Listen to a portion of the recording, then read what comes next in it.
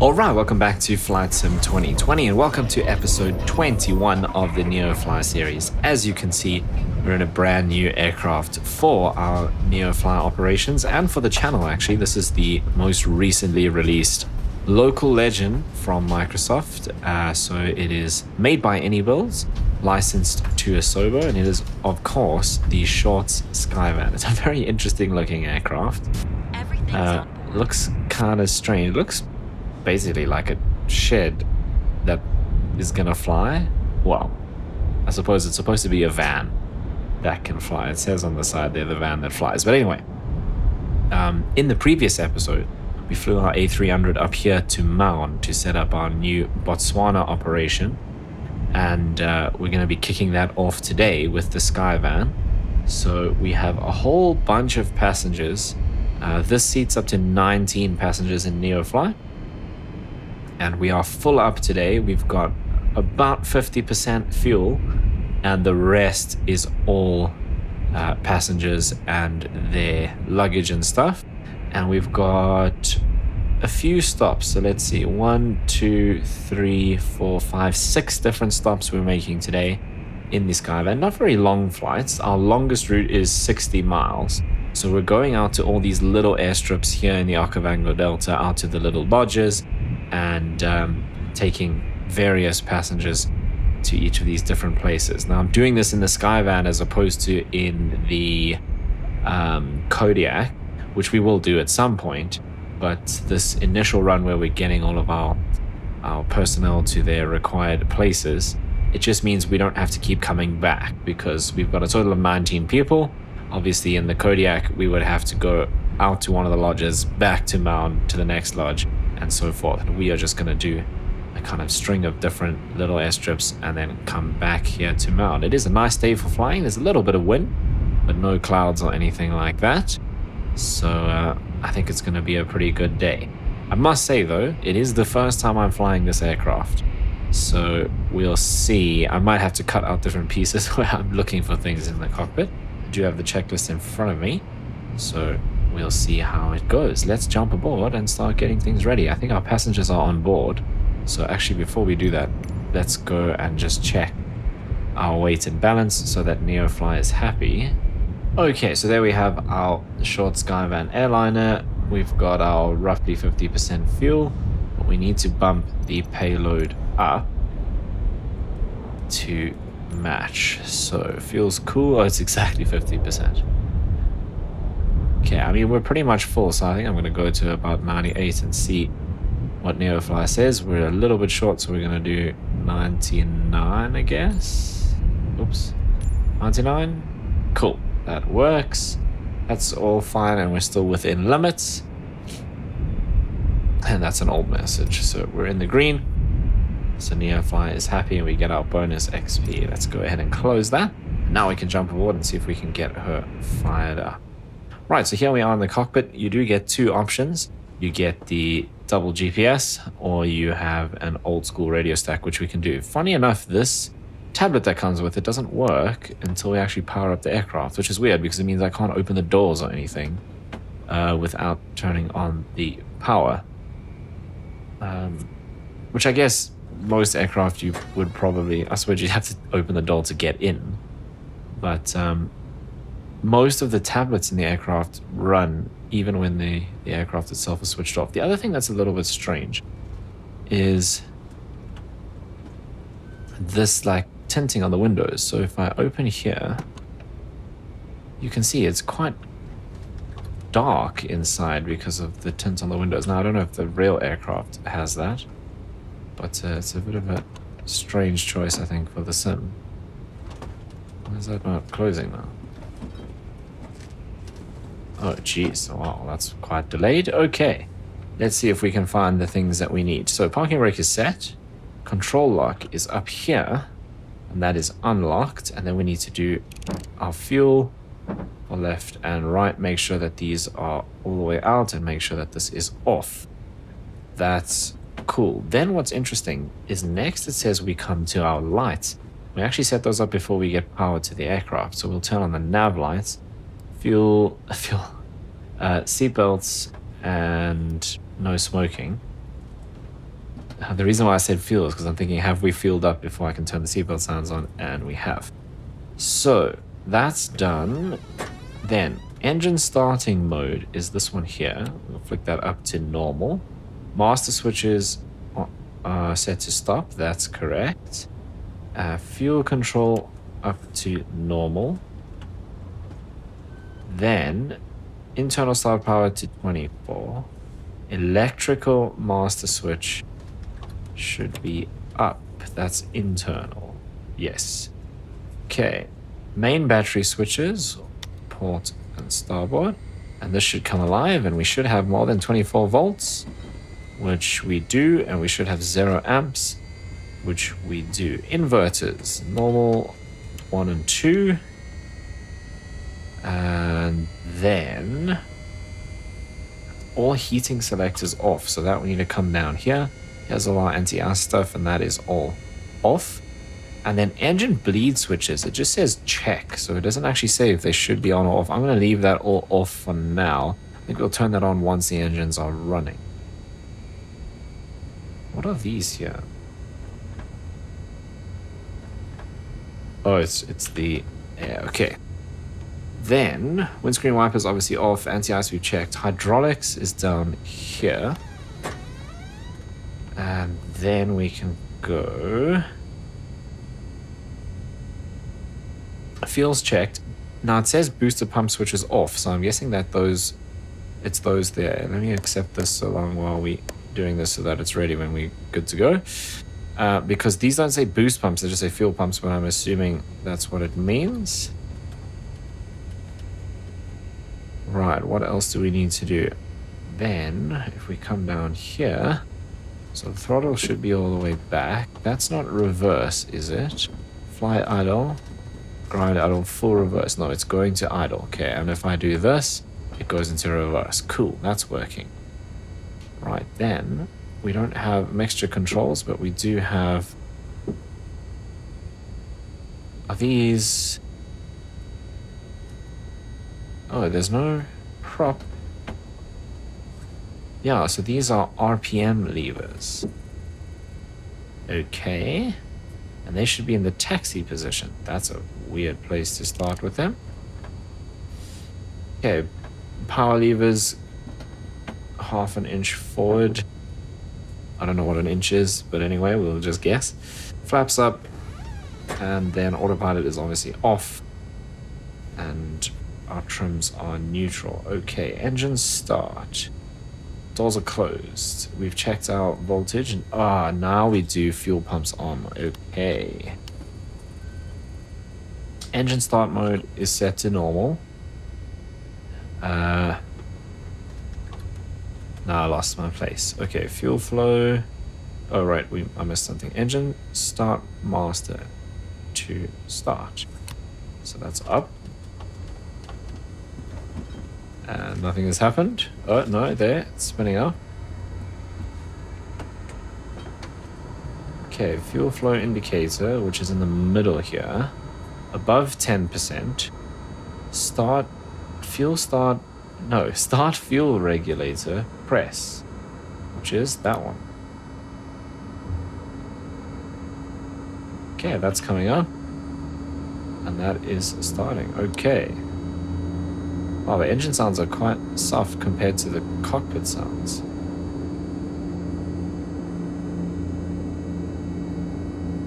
Now that it's running, that's actually coming down quite a lot. That went into the red, which I don't think is supposed to happen.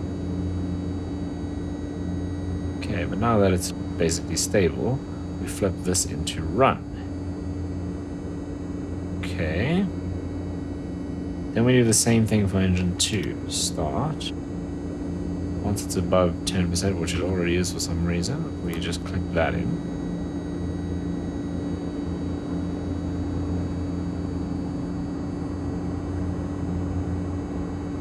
It's coming up, but this shouldn't go all the way into the red, and I don't think these should be in taxi. I would say they should be in start. Because look, it's going to go all the way up. Let's just get rid of this thing. Okay, that actually didn't go into the red. Interesting. This one went all the way to 600. Maybe because I was a bit slow because I was looking around. Okay.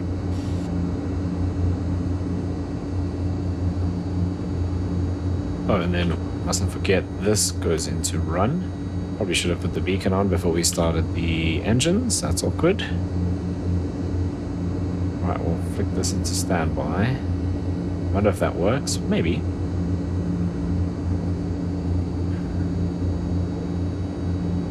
Okay, internal start power 24 volts. Engine mode, normal, electrical, master switch set to flight. Did I do that? Yes. We don't have external power. Power levers advanced to 80%. So where's that? That's 100. So 80% is probably there somewhere. What does this say? Minimum cruise. I'll bet you that line is 80%. That's what it's there for. Okay, engine sounds coming up a little bit.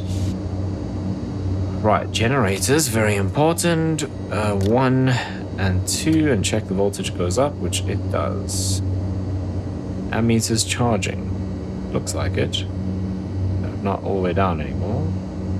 Boost pumps are on, and now we check our warning panel, and everything is extinguished. Fantastic. Right, what I do need to do is let's put in our first destination here. I wonder if these are synced. Let's see. Okay, so we're starting obviously here at Maun.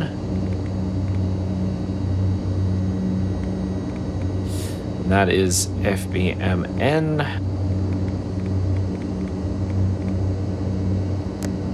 Our first destination is FBNG. I think to save time, I'm just going to put the first one in here and we can probably dial in the others while we're cruising along. This has a very old school autopilot from what I can tell, like the MU2. And then we go 58.3 miles. It's this old school autopilot thing over here. So I might have to see if I can get that to work. I know we can, I think we use track to follow the GPS. At least we have an altitude and a heading mode. I think you just control the heading with this. There's no like heading bug. Is there? Doesn't look like it. Oh yes, there is. Genius. Right, so we'll have to get that up and running. So that I can fiddle around with the autopilot. Okay, what else is in the checklist? So after start we've done taxi, RPM levers to taxi now. Now we're bringing them back. Interesting. So maybe that's just to run the engines a bit at that 80% power to warm them up, get all the oil warmed and all of that good stuff. Right, next is just to release the parking brake and make our way out of here. So let's do taxi lights on. 1 and 2, and then I think we are good to go. It hasn't said anything about flaps. Oh, flaps as required. I think we'll just do flaps 1 for takeoff. I'm not really sure. However, there's a lot of information over here, which I should probably read through at some point. Rotational speed, airspeed limitations, never exceed 200 knots. So we're going to be slow, which if you look at this aircraft on the outside, you can already tell that we're going to be slow. Right, nothing about the flaps, gyro compass, standing compass, IFR, VFR, day and night, fire, normal category, don't do aerobatics, reduced RPM, that's kind of cool. So 93% outside air temperature. Where is the outside air temperature gauge? Must be this one. So we're about 30 degrees. So does that mean, see, I don't know if, oh, cruise, right, never mind. Torque, again temperature related, but nothing about the flaps. Not that I can see. Okay, I think this aircraft is not going to need a massive amount of runway, so I think we are fine. What I do want to do is if we come down to this guy and get that on, we can actually search Let's see if we can get a meta.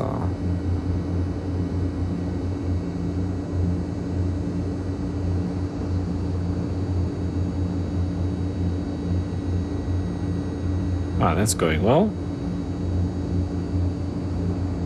Okay, it would appear not. Can we see a windsock? I just want to know which runway we're supposed to use. Don't see a windsock anywhere.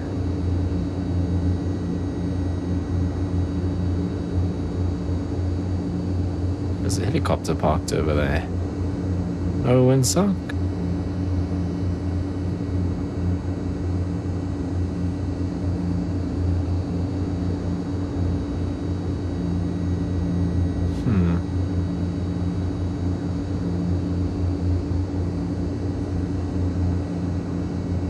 Yeah, it doesn't get that matter at all. Okay, well, that's useless. We'll switch that off. Okay, let me see if I can get a meta quickly. If we go here...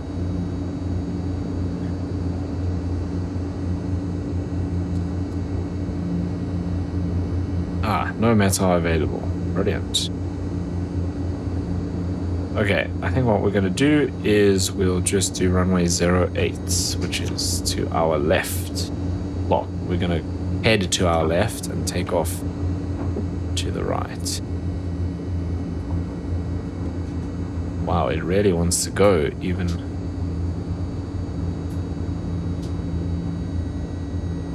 with taxi RPM, and I've pulled the throttles all the way back now.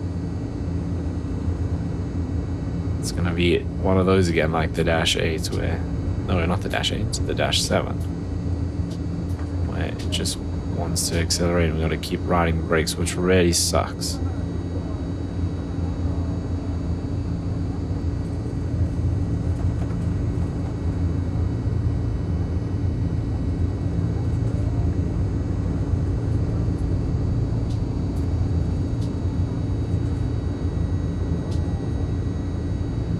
If I go into beta thrust.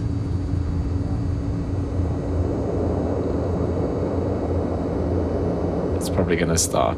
Okay.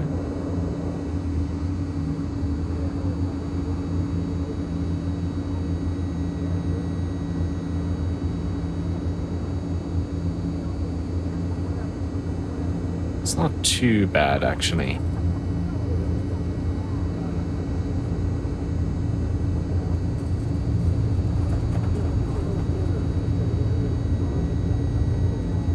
Still definitely accelerating.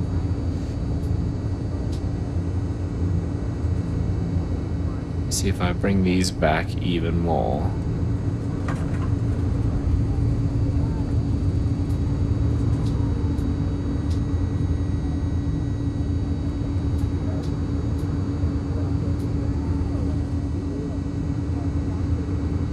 Okay, so we'll take our right-hand turn here.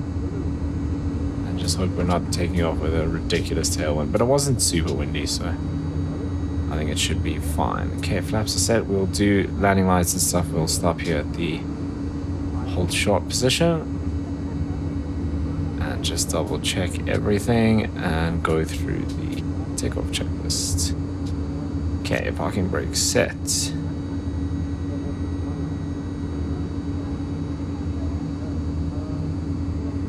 Okay, feels good. Flaps are set.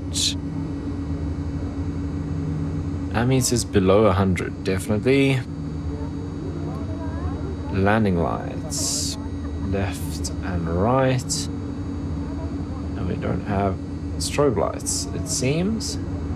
We've got nav, and then we have the rotating beacon, which is on. Okay, transponder.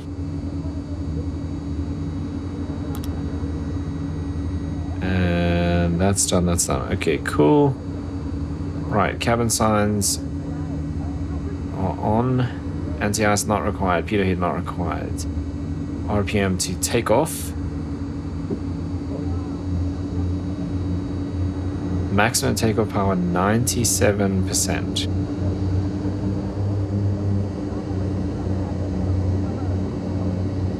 Right. Rotate. between 65 and 90 knots, depending on weight. We're pretty heavy, so we're going to go pretty close to 90 knots, which is about there, the blue line. In fact, I think that's exactly what the blue line is. Right. It's quite twitchy on the ground, and it really just wants to accelerate. Let's see how this goes. Right, first takeoff. Quickly gonna sync this up. It's gonna be one of those very slow turning ones again, I can see. Like so.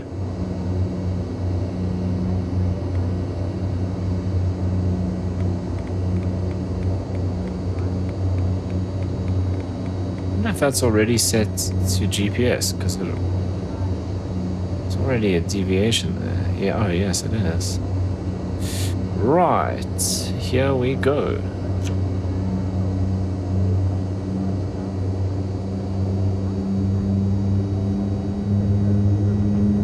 I mean, just judging by how it accelerates on the taxiway, I think we're going to be at 90 knots in no time. 60.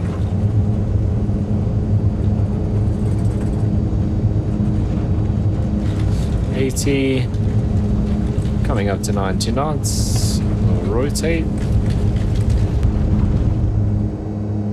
And we are airborne. Pilot from dispatch. Fly safe. Okay, let's get the flaps up. Gear doesn't come up. Whoa, that trim is very sensitive. We're accelerating pretty quickly, considering that we're flying a shed.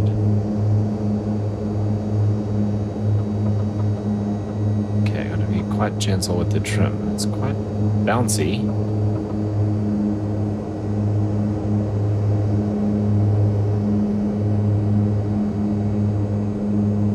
Yeah, let's make a left-hand turn here and start heading towards our first camp.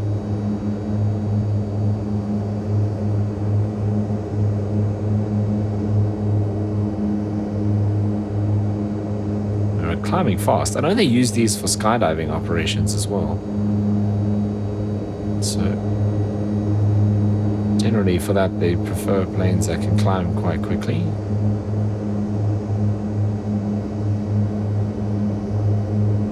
As far as I know. Okay, so GPS says about 24 minutes.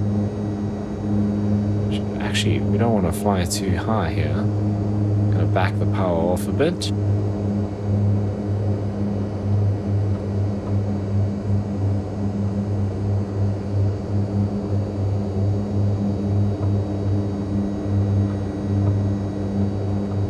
Yeah, I can't get used to this trim. If you hold it down for even half a second, it just shoots the nose up or down.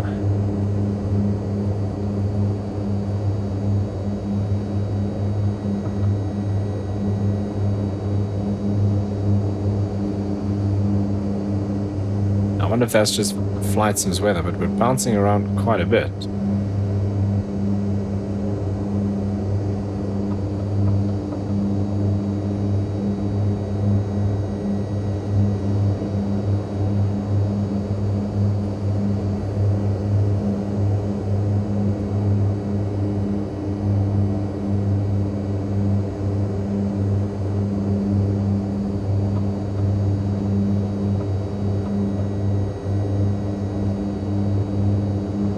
Okay, flaps are up. We'll leave the cabin signs on.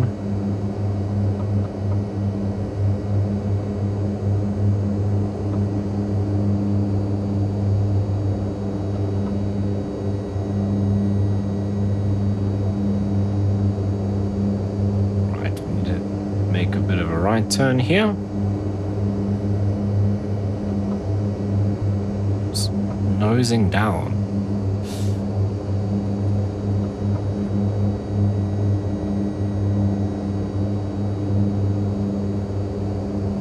actually need to climb a little bit here, 100 feet off.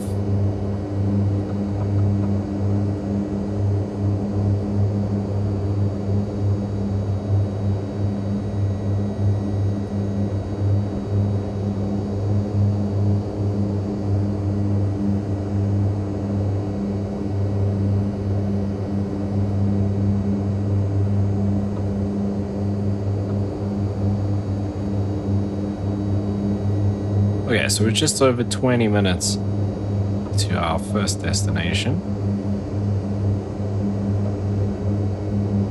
This turbulence is horrible.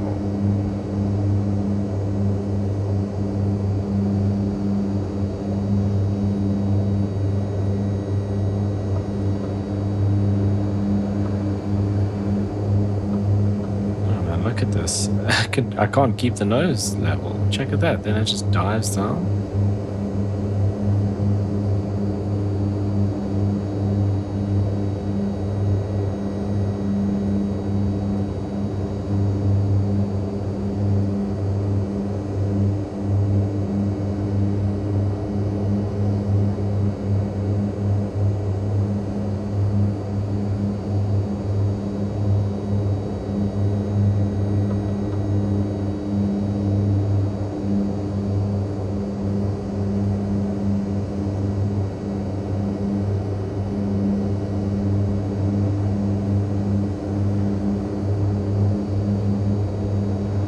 It's just shooting up.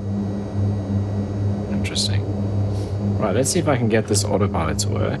It's not over there, it's down here. Engage. And if we go altitude hold, we're rocketing up into the air. Okay, it seems to be working.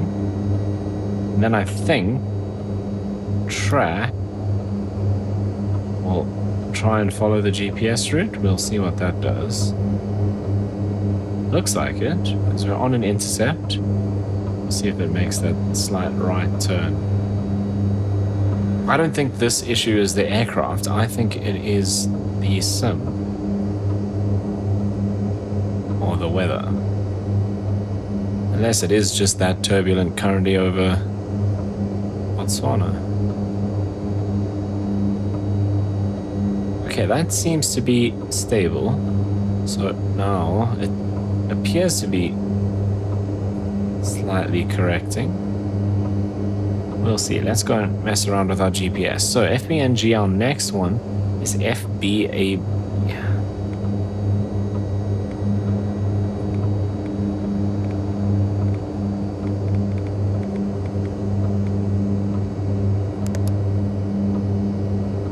Then we go to FBNA.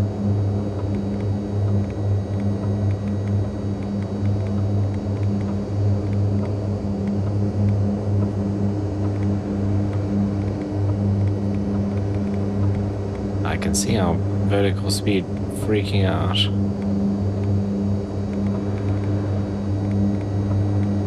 Why does this keep going back to 3?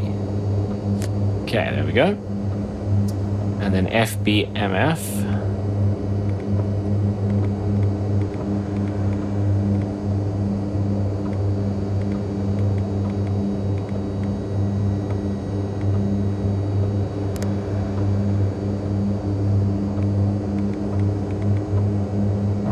Then it's FBXI.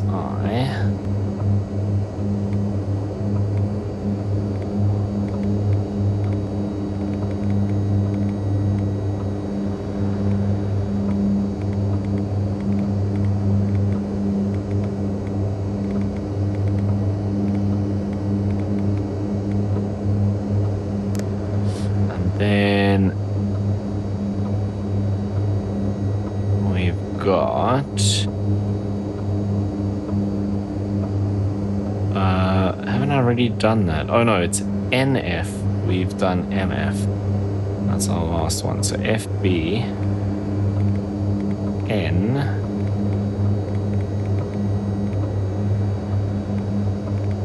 F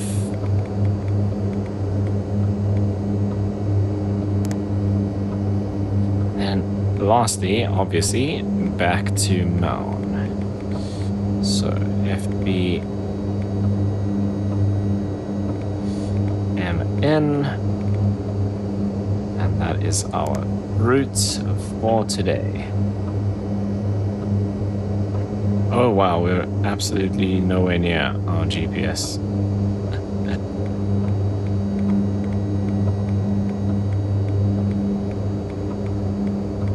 This is painful to do. I hate these things so much. Okay, I keep doing that. Let's go heading.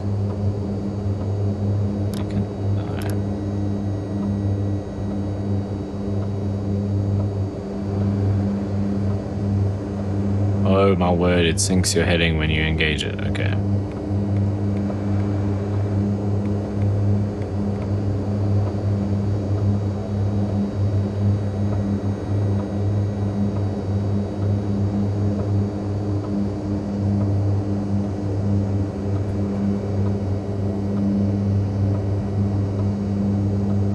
Okay, what I'm going to do quickly is just cut the video and check my settings that the turbulence hasn't been turned up after the last update, because this seems pretty excessive. So I'll see you in just a bit. Okay, so it had in fact been turned all the way out to high or whatever, or heavy, whatever the top one is. So put it back. Let's see if that's now a bit better. So we're still moving a little bit, but it's not quite as aggressive. So I think that's good. Let's come down here and let's set this on. Oh, it actually also gives you... Oh, there's our route for today.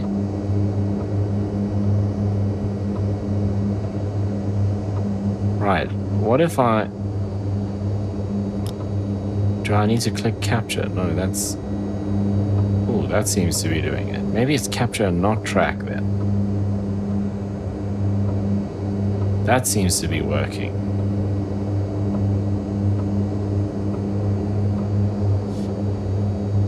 Okay, so, okay, I think it's capture then. That looks way better. Right, as you can see, if we come back down here to this map now. So NG is our first one. We probably could have optimized this route a little bit. I'm just doing it in the order we have to drop the passengers off. I suppose it doesn't really matter all that much. What is all the way out here that we're going to though? Can't see it.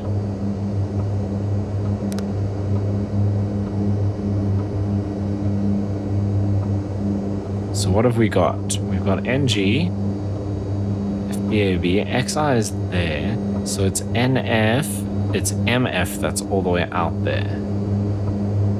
Because that's the one that's missing. So we might want to put that last after all of these others. I think that's what I'm going to do. See, because we've got it as the third one. We go, oh, it's NA. No, NA is here, so that's fine. It's this one. We go all the way out there and then come back again. So I think we take this.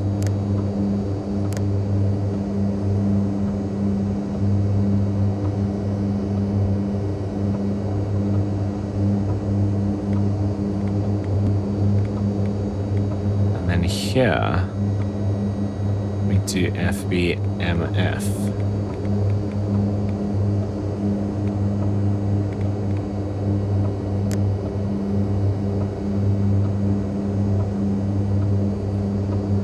Oh, I put it before NF, really?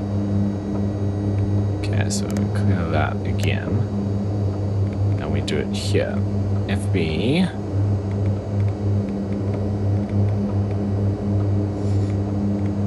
F, like so. And now we should do XI before NA.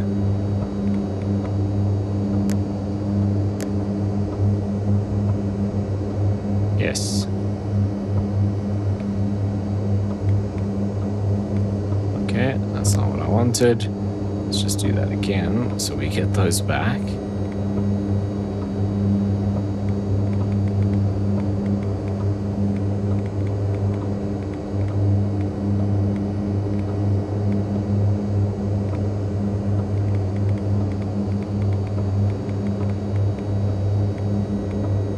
Okay, that should be a bit better, I think.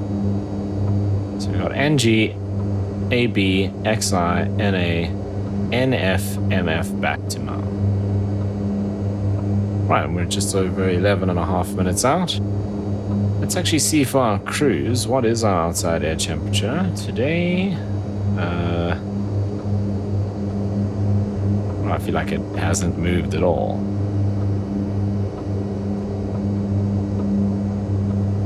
Oh, cool. What does this do?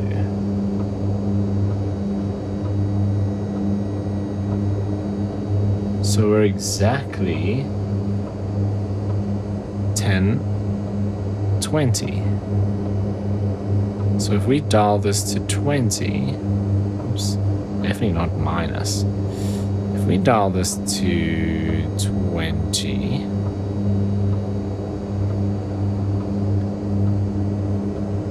it gives us takeoff and it gives us a cruise.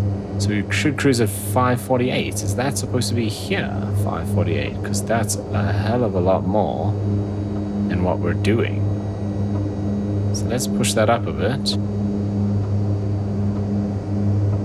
And that'll give us significantly more speed.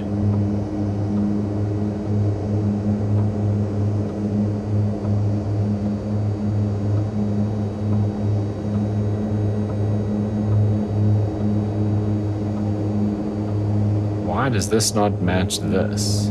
Oh, because this is temperature. So is this supposed to be EG temperature, which is this? Yeah, because I'm going into the red in the torque here. Interesting.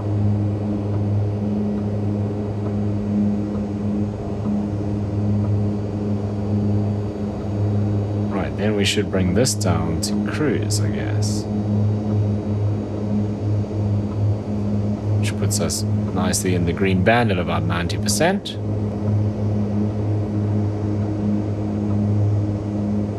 Okay, I think that's cool. We're not going to be able to get to this 548 because of our torque. But I mean, we are quite low, so that's probably why.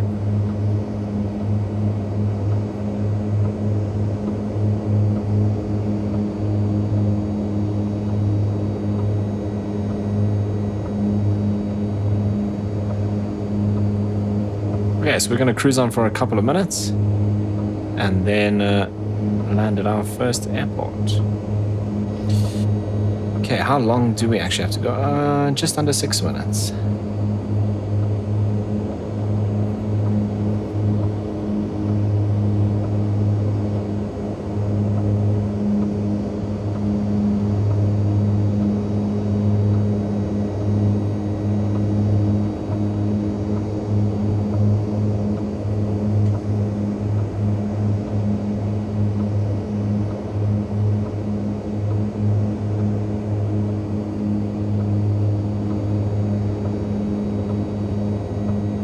Wow, okay, we're way too fast. I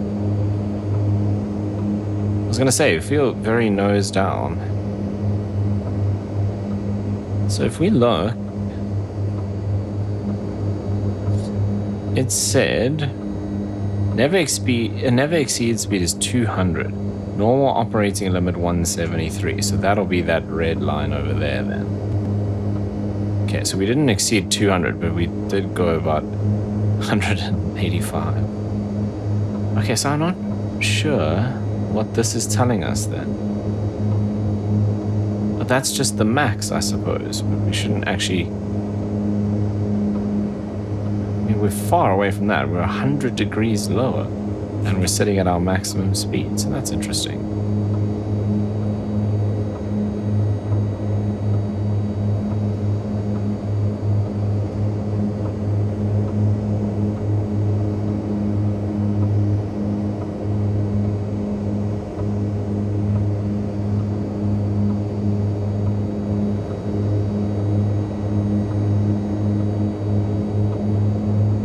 That knocking sound, I think, is the trim.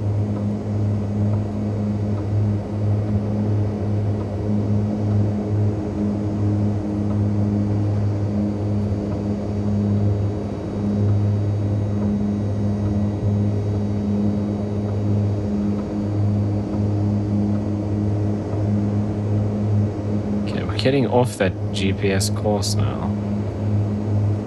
Not the most sophisticated autopilot.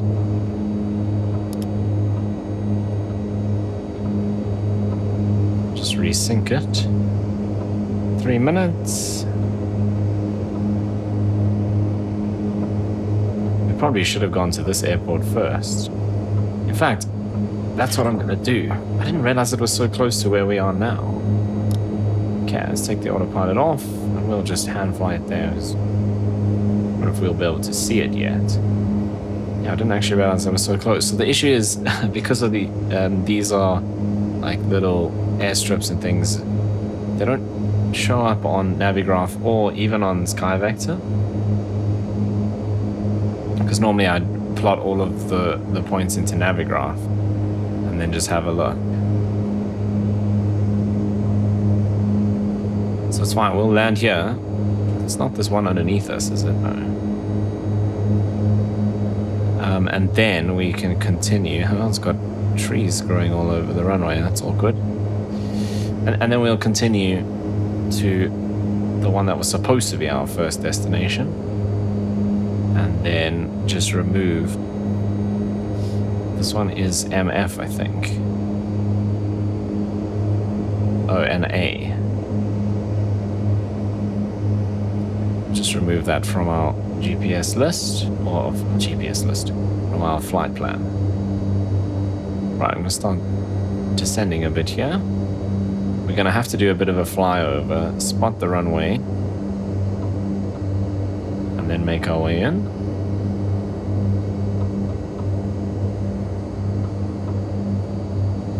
It's there. Okay, cool.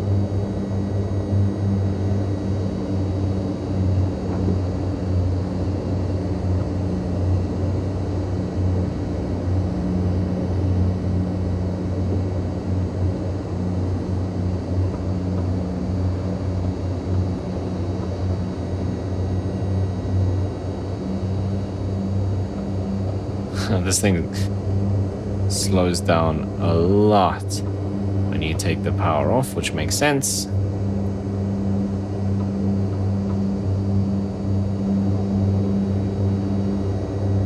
Okay, I can start adding in flaps.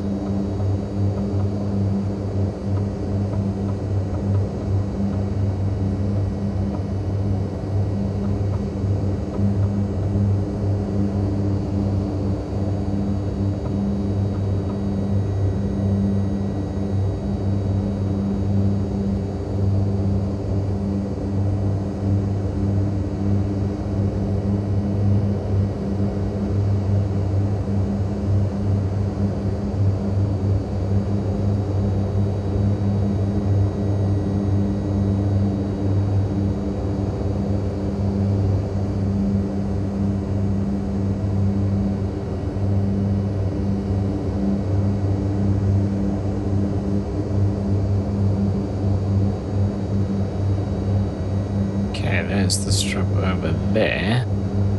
Hopefully it doesn't have trees on it. Let's go flaps for landing now. Lights are already set.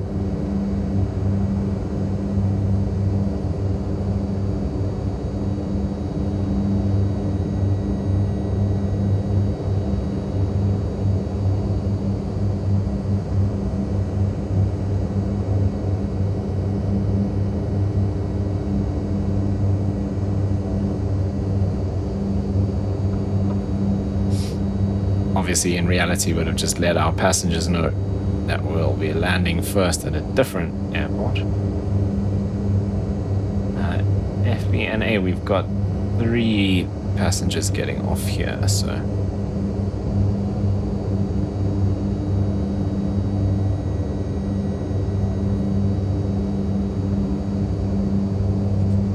Whoa. Yeah, this aircraft is quite twitchy.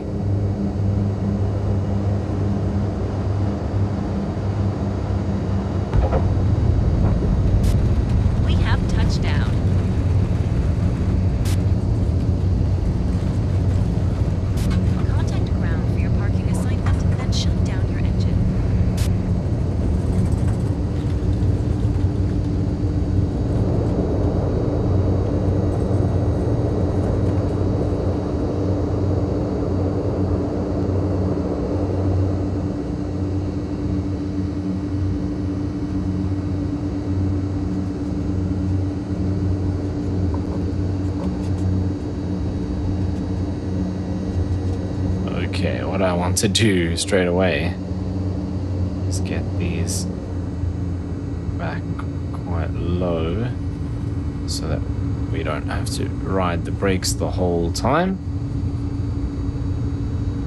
Okay, we can get the flaps up while we're here. And I think what I'm going to do to make this a bit faster is we'll just shut down the left engine. Oh, you're right, but that's not going to work with Neofly. Not the right engine, the left engine. But in reality, we could just shut down the left engine to let people exit safely. But I think Neofly is then not going to pick that up as us having shut down, obviously. Okay, so we'll do the parking brake. And if I only shut down this engine,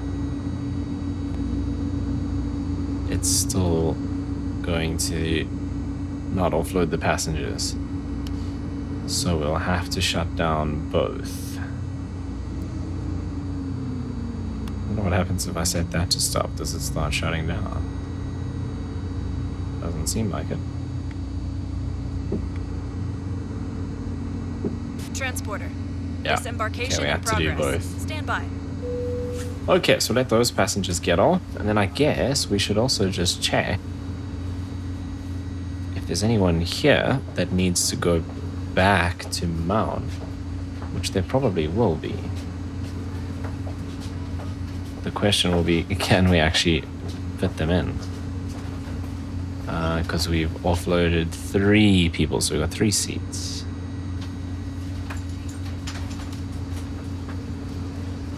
Why does this engine appear to not be shutting down? Oh, did I not switch this one off? No, I did. Yeah, it's not shutting down.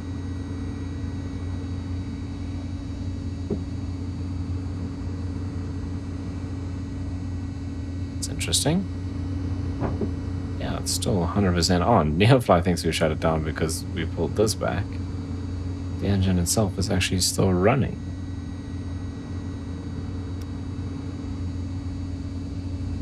Very strange. Okay.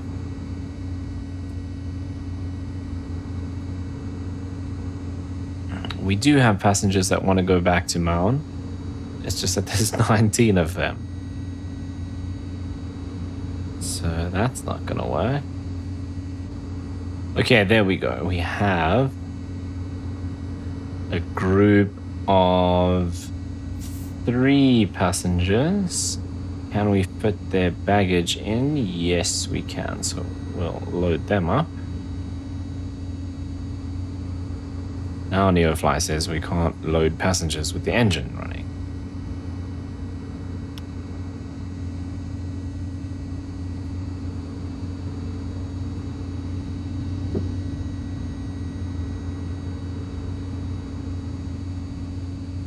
Okay, if I turn that switch off, does it now think all is well? Oh, it does. Oh, no, it doesn't. Okay, so now what? Switch off the fuel? That worked.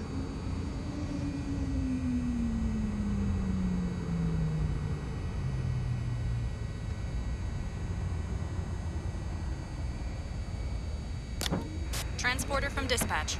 The passengers for the concert are waiting for you at the boarding parking. Passengers for a concert at Maun Airport. Pilot Don't know from about dispatch. that. Boarding passenger. Please stand by. If I turn this back on, is it just going to come on again? No. Okay, we will at least have to go through the start procedure. Right, those are set.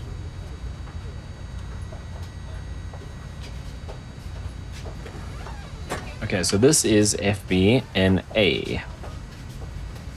So let's get rid of that while we're waiting for them to board from our list of... I keep saying list from our flight plan.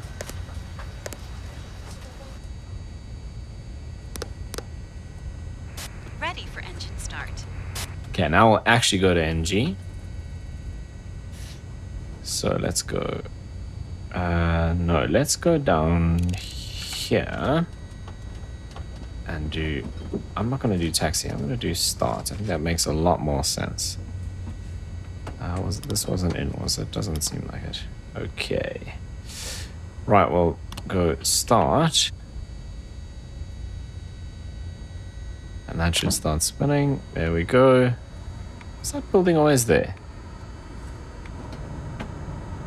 Wild. And we'll engage that guy.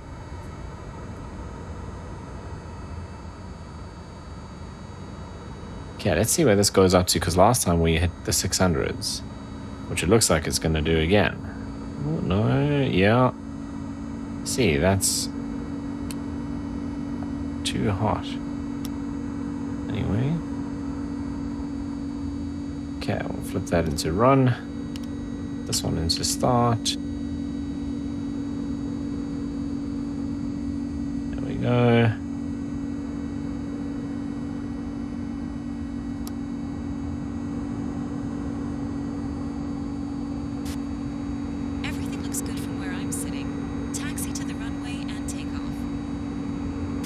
I must say, I don't really like the engine sounds inside the cockpit. It seems... yeah, that one also hot starting now. It seems very... like the cockpit noise is way louder than the engines, and I'd expect in an aircraft like this, with those turbine engines right there, it'll be pretty loud. Okay, so over to run. You can go straight to landing lights, because we're just going to turn around here. Flaps for takeoff, and I think we're now good to go. Release the brakes. Now hopefully I can actually use a bit of power to taxi.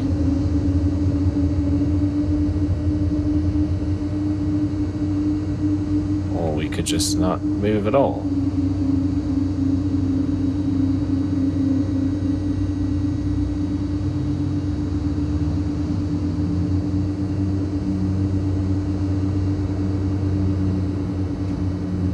Okay, there we go.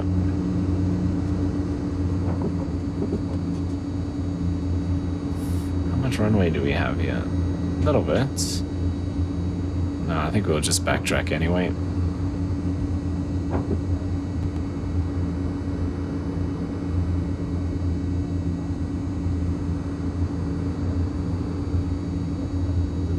It's not exactly a long way to backtrack in any case.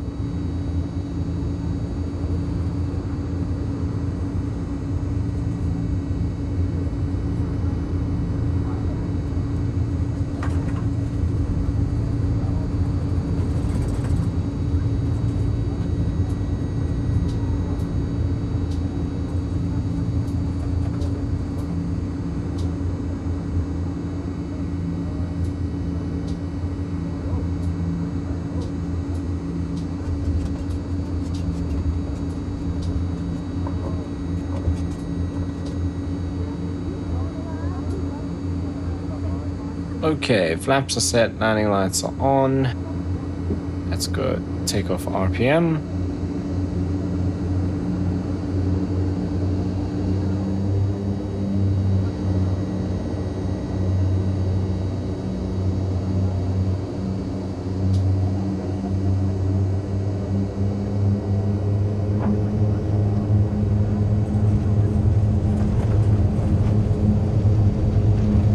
Okay, again, we're still basically full up, so rotate at about just before 90 knots.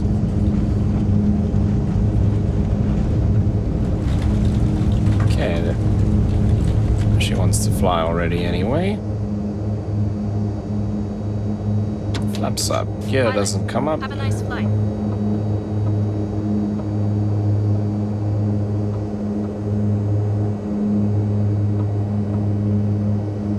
And we're not far out from our next waypoint. So we'll keep it nice and low here. I'll probably just hand fly it along.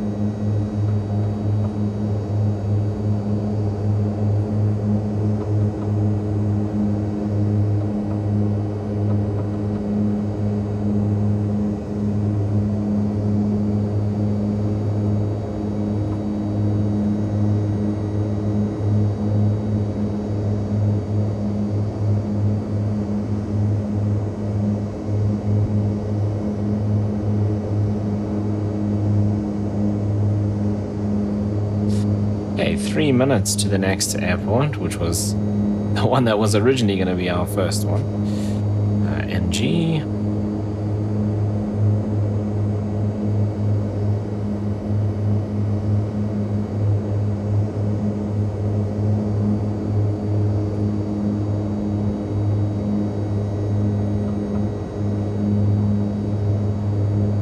Okay, we can level off here at what, 4,500?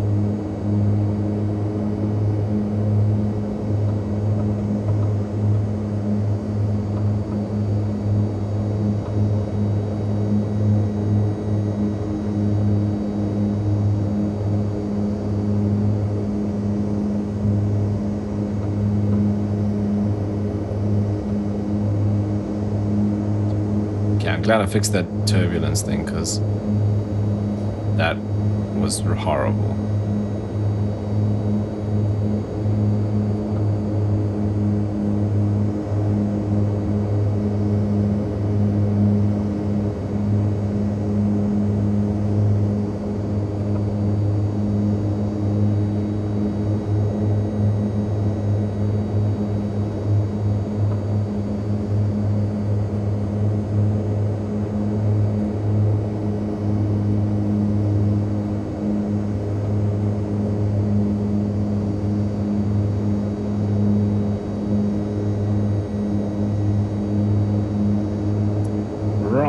Just over a minute to go. In fact, there's the airstrip over there.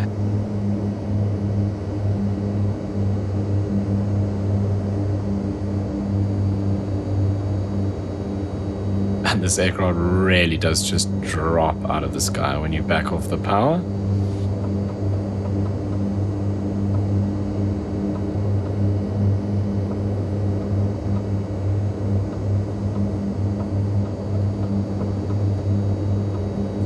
Okay, I'll bring the RPMs up again in case we have to go around.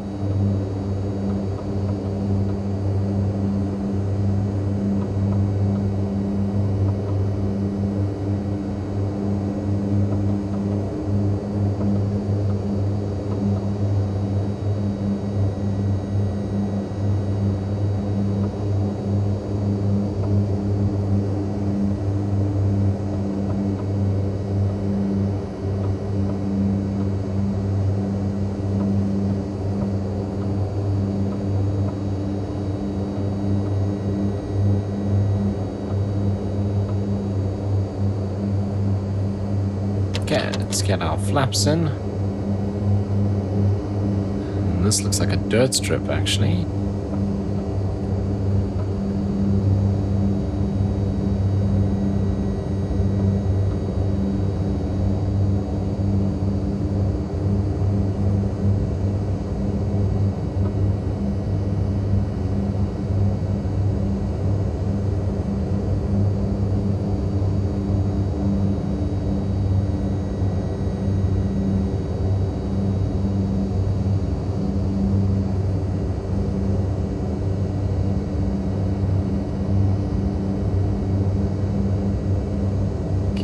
We are dropping off one person. No, 6 people.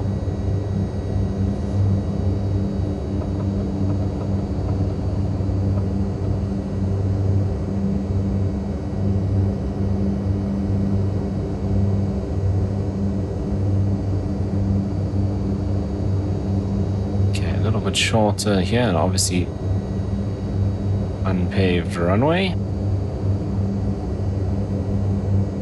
Put it down nice and smoothly without hitting the tree. This aircraft is so twitchy to fly. That was a harder landing than we like to see, pilot. Transporter from dispatch. Clear the runway and taxi to parking.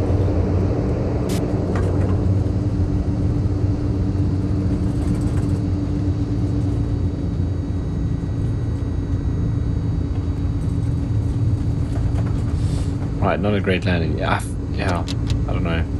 Just finding it very, very twitchy on the approach. Okay, what we'll do is we'll go in here.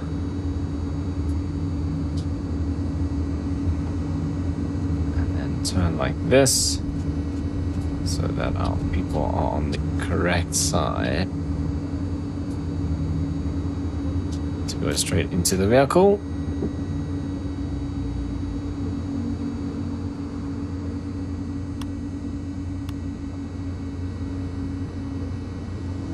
And again, only the right-hand engine shuts down. Sorry, only the left-hand engine shuts down. Super weird. Okay, pilot. The guests are leaving the aircraft now.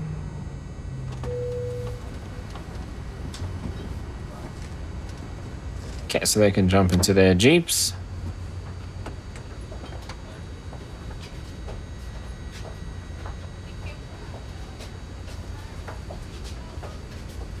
Right, is there anyone here that we need to collect? So it was 6 people who just are disembarking now, all heading back to Mount. So we're basically, it seems like we're gonna have a full load going back to Mount on the last leg as well, because we're slowly collecting people at all of these places as we go. Transporter from dispatch. It is passenger mission waiting for you. The boarding will start as soon as you are at the boarding parking. Right, so we've got 5 The passengers. are ready to board. I hope you have plenty of room. It looks like they have gone crazy at the duty-free shop. Great. So 5 passengers from here heading back to Mount. So we've actually got 1 open seat.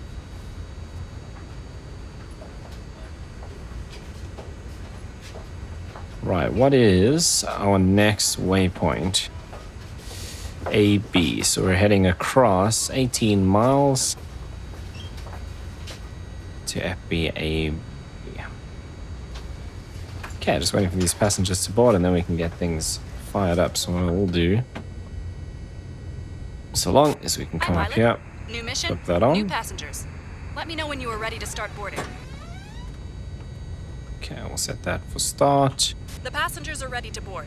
I hope you have plenty of room. It looks like they have gone crazy at the duty-free shop. Second set of passengers also went crazy, apparently.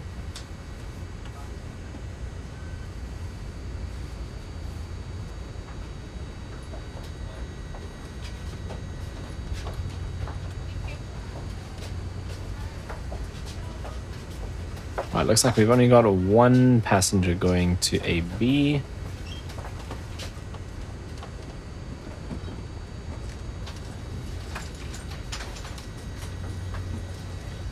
That is Abu Airport. Right in the Delta. Cool. So that's all good. Let's come up here. And we'll go engine start. That's already above 10, which is weird. So fuel. And that should come up. It is spinning.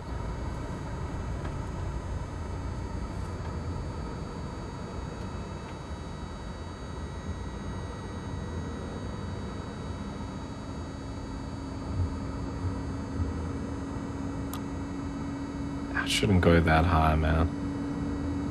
That one's actually okay. We didn't actually get into the red. Okay, over to run.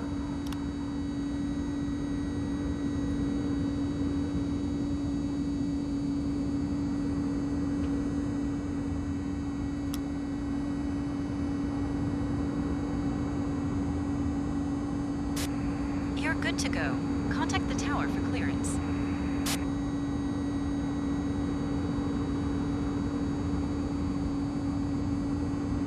Okay, that one's coming up. Into the red as always. Over to run. Let's give a little bit of RPM. So I think 50 works nicely to taxi around without having to hold the brakes.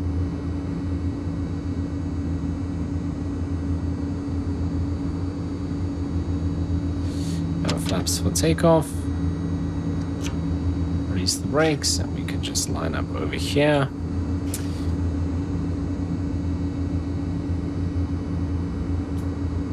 Yeah, even at 50 I'm having to use the brakes.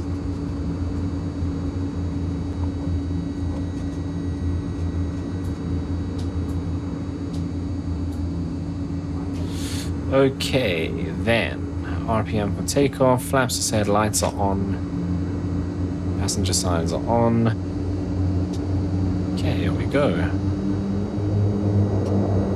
Oh wow, how on earth are we going backwards? Okay, interesting.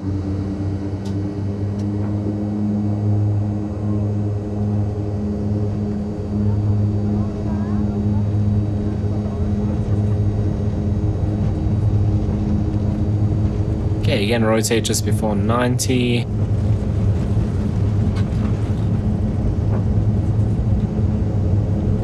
of a crosswind. It wants to rotate already. And we are airborne. Pilot, have a nice flight. Okay, flaps coming up.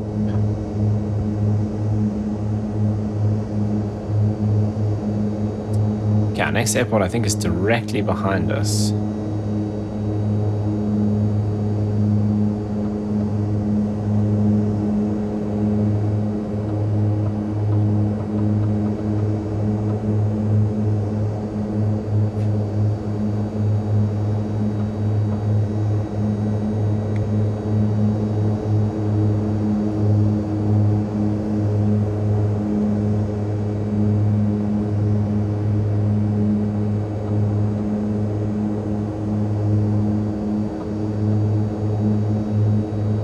So we're basically going from the center of the delta. We'll be flying over the actual water mostly. And then kind of onto the western side is the next airport.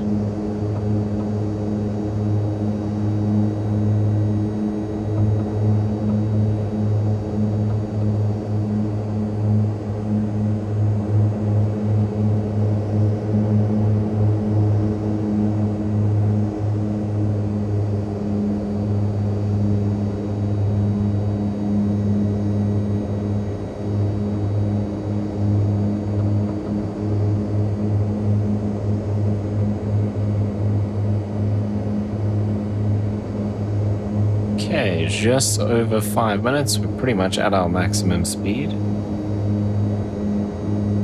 It's interesting how easy it is to overspeed this aircraft.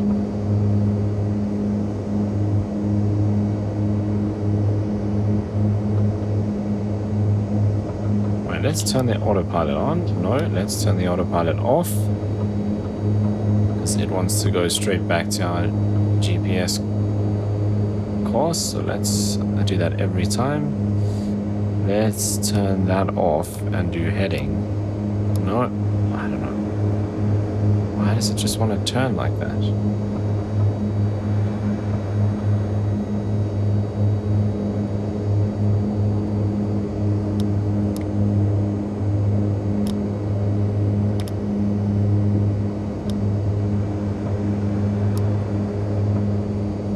Okay, that's a little better.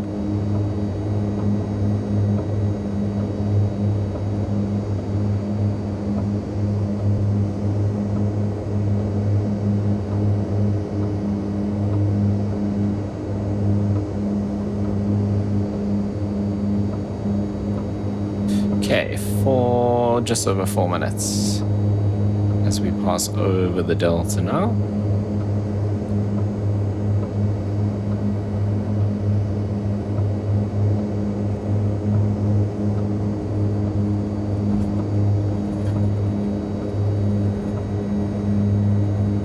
And now we can go capture.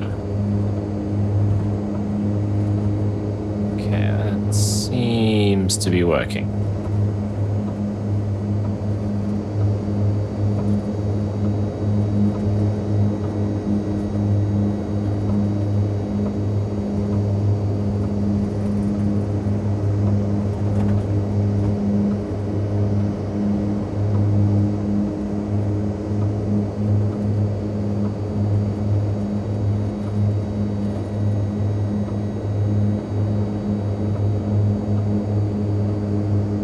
Okay, 3 minutes. Keep an eye out for the airport. So it's the other side of this water here.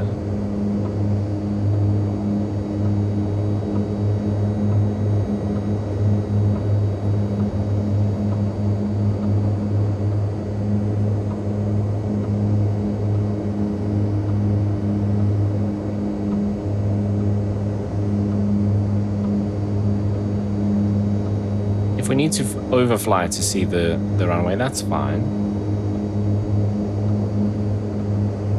Okay, speed's good, altitude is okay. Everything else looks fine, and we're 2.5 minutes out.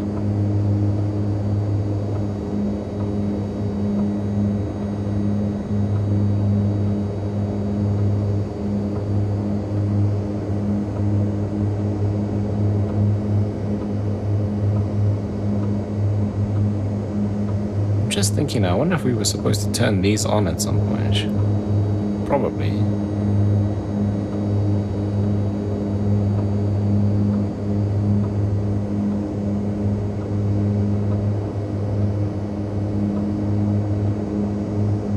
Right, just under 2 minutes. Let's see if we can see the airport anywhere.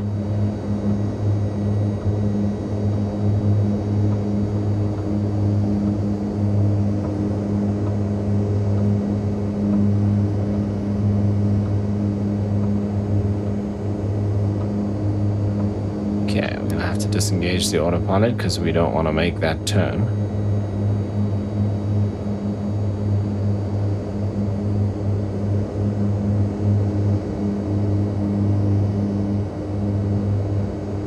Right, I think that strip ahead of us is actually the runway. And look at the speed come down as I pull back the throttle. That is crazy.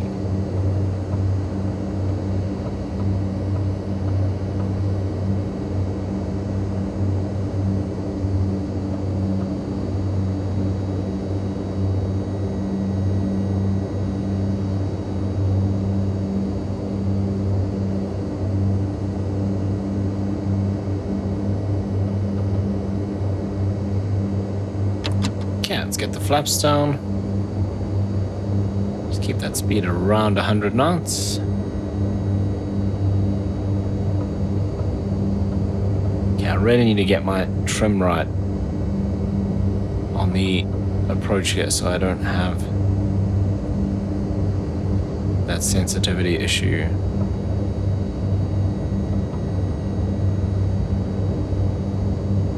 Since we turned the engine bleed on, we have a cabin heat warning, which I'll figure out now.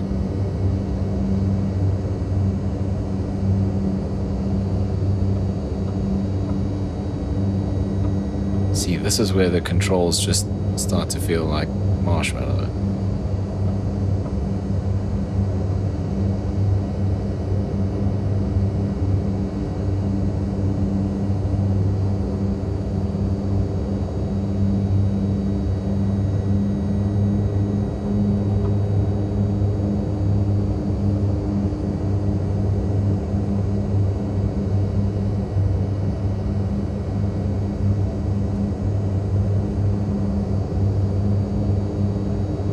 This isn't the runway.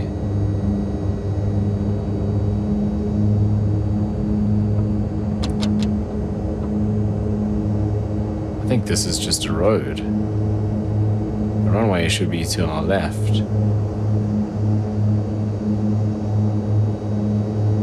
There's the runway there. It's actually tarred and all of that.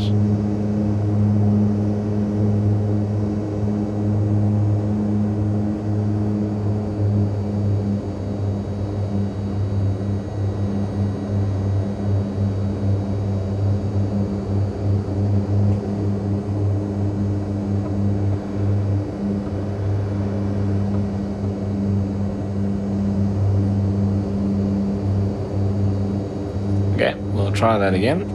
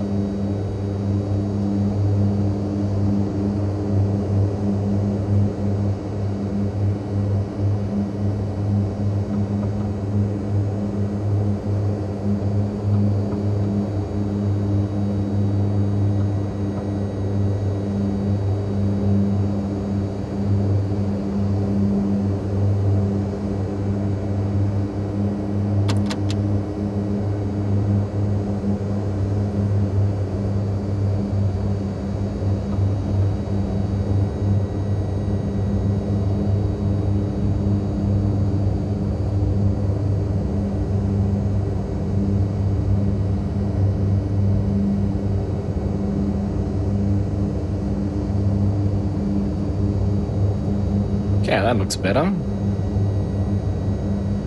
Right, speed looks good. We've actually got plenty of runway to work with here, and I think the terminal's all the way at this end. Well, I say terminal. That just looks like a fuel truck, actually.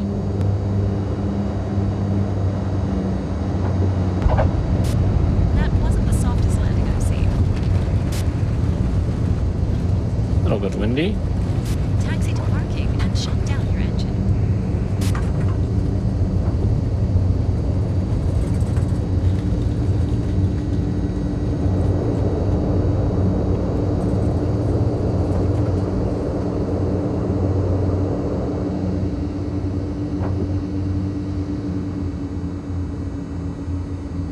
Oh, there's actually parking at this end as well. Maybe we should just drop them off here then. Interesting textures. What is that?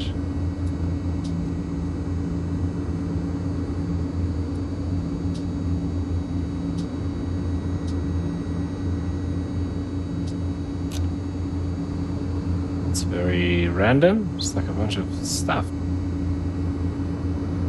Okay, flaps up. Shut down the engines. Or shut down the engine, probably. Oh, now it's both of them. Stop and stop. And obviously, only engine one.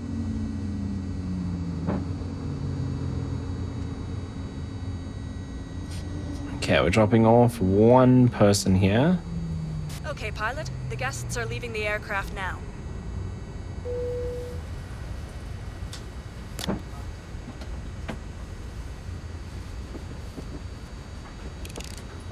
Okay, where are we going next? XI. Okay, cool.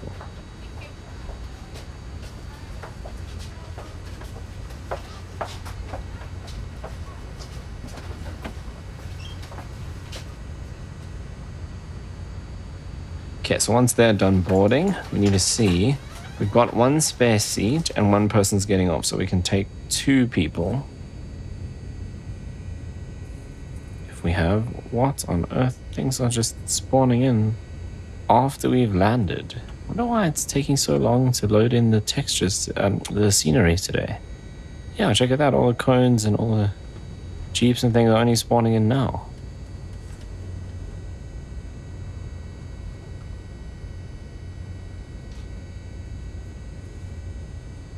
That's strange. Probably the updates. Every time there's a big update, my flight sim does weird stuff. Okay, nothing to go from here back to mount, which is fine. So we just need to come up here, put this back. And once again, we'll start up.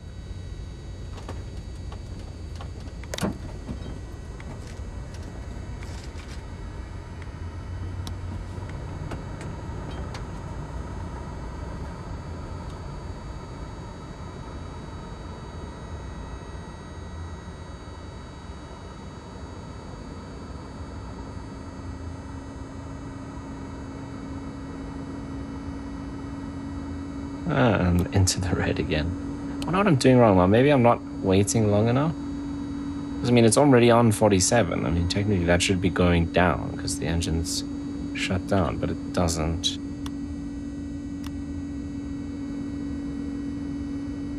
Okay, let's see if I just wait. Prop is turning. But it's supposed to be anything above 10%. I don't think these gauges are reading correctly because if we look there, now we're only at 10%, and there it resets. That's what's happening.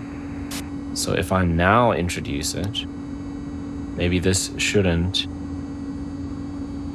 over temp because I did it later, all the way up to 500 and straight into the red. Okay, never mind, that theory is gone. This cabin heat thing, I'm not sure.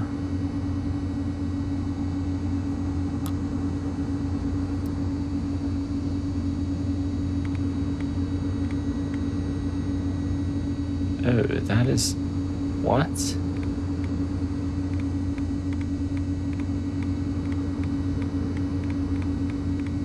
we're pumping in air that's 100 degrees. Why on earth would that be a thing?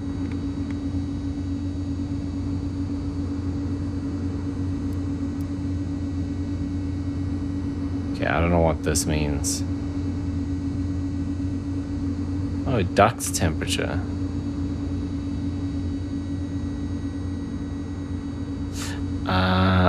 Yeah, I'm just going to turn these off so that goes away. Okay, this needs to go to run. That's good, that's good. Cool, and we'll just bring this up to about 50.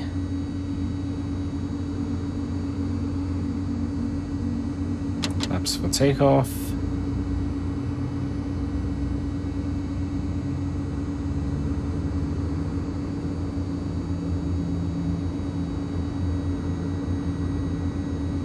Let's go for around 45.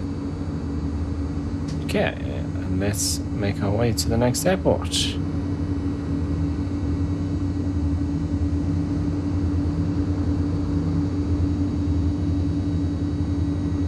Okay, 45 is not working.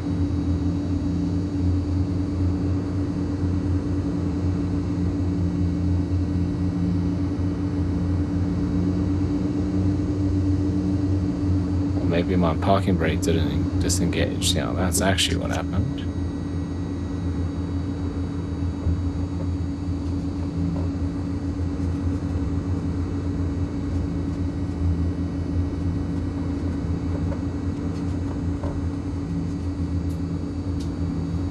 I wonder if this is something, because obviously I'm using the Okavango scenery and that's where all of those assets are coming from, but something is not quite happy with it because we're getting those little stutters, and the assets are taking forever to load in. Because that's what happened at the other airport as well. That building wasn't there when we landed, and when we left, it had spawned in. So that's something I'm going to have to check out.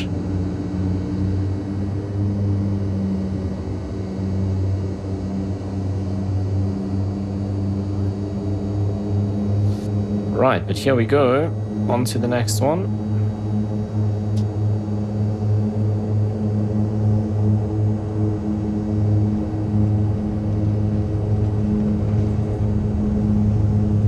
Again, pretty much full-on crosswind to deal with.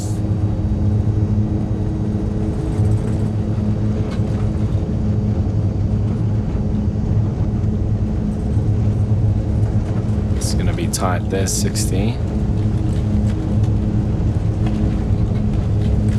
To 80. Right, she wants to fly.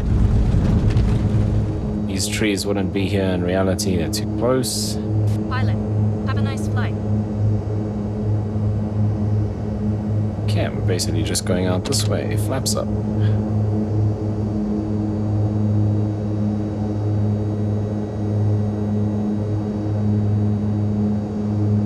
Right, 4 minutes, and that will drop quickly as we pick up speed.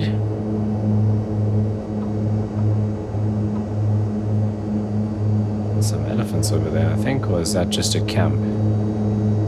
Those are old buildings. I thought I saw an elephant over there. No. Oh yeah, that side. They're underneath us now. I'm not going to see them.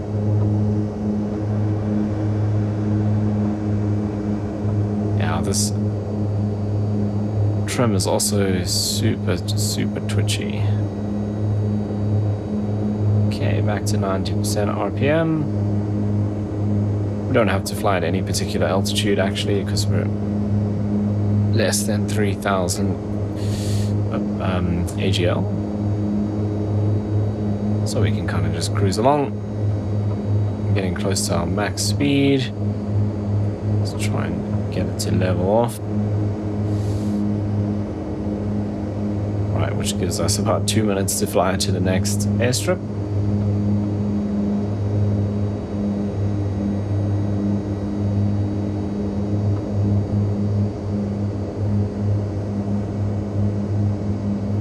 The interesting thing is, the reason why I never flew the MU2 on the channel is because I had the same problems. I could just never keep it level or doing what I want to, and landing it was so difficult because it just felt like all of a sudden your controls just turn to marshmallow, and then you move the control further and further, and then all of a sudden it just snaps and it does way too much. Now maybe that's an issue with my setup. I mean, it's possible, but I've never experienced that on other aircraft. Definitely on the MU2 and now on this aircraft as well. Whereas I've had other issues with other planes, like the PC-12 when it first released. The rudder was like so weird on the ground, but that's now been fixed. I'm trying to think if there were any others. Not that I can remember. Right, there's the runway over there.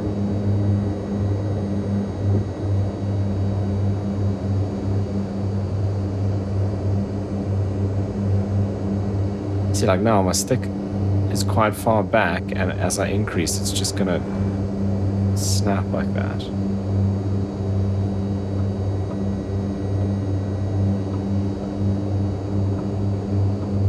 And I don't think it's the curves settings, because I haven't, otherwise I would have noticed that before on other aircraft.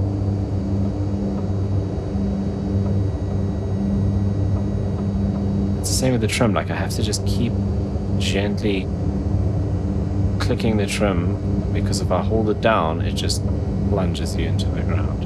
Anyway, coming up to our next airport. This is XI Zanaka, something like that, can't remember. And I think we've got passengers. Oh no, this isn't that airport, that's a different one. I can't actually remember which one this is, but it's FBXI. There it is, dirt strip. These trees are pretty high. Okay, let's see if we can do a bit of a better landing this time. That was even worse because I'm summing on the runway. Interesting. Those are elephants on the runway.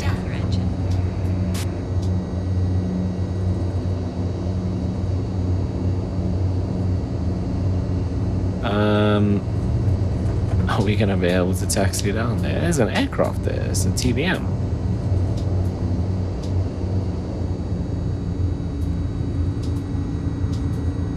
Actually going to have to wait for elephants to cross the runway.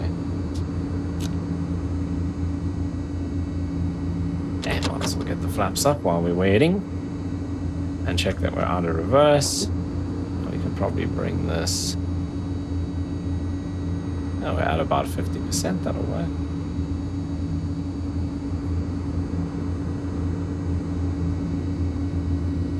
Okay, they're just heading off into the bush, so I think we'll be okay. They don't decide to do anything to the aircraft. There's more down at the other side, the end of the runway.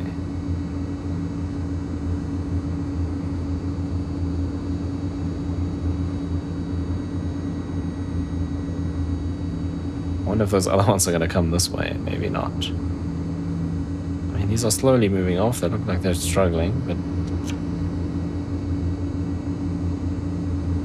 okay, that's new. Even with all these sceneries that have animals, I've never ever had to wait for an animal or a herd of animals to cross the runway before I can taxi in.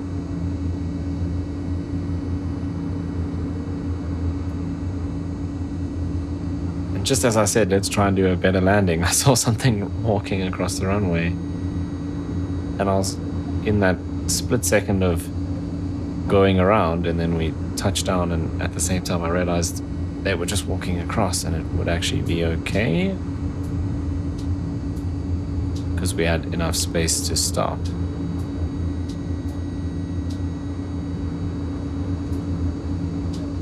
Okay, hopefully they don't come back around this way. All those other ones towards the water don't head out this way before we try and get out of here. They seem to be heading off in that direction, so I think we might actually be alright. Shut down the engines. Stop, stop. And fuel.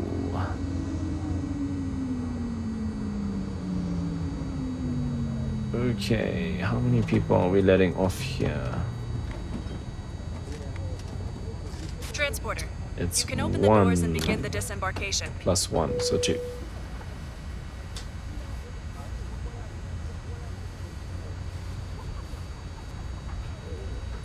Okay, those guys are disappearing into the bush there. These ones aren't coming back, are they? No, it looks fine.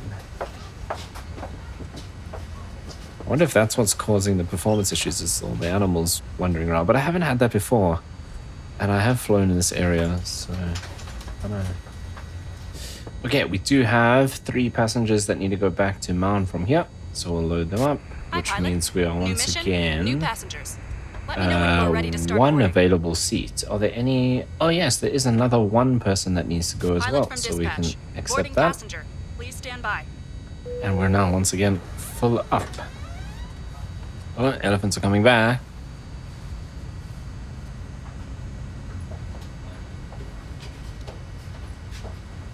Okay, so we probably want to try and get out of here quickly as they're heading this way. So while the passengers are getting on board, let's get that prepped. Let's come up here and get this on so we can start up. They're still boarding, and let's start up our right engine first. Good day, pilot. Almost done. We have a lot of excited passengers ready to board today. Let me know when you are ready for them. The passengers are ready to board. I hope you have plenty of room. It looks like they have gone crazy at the duty-free shop.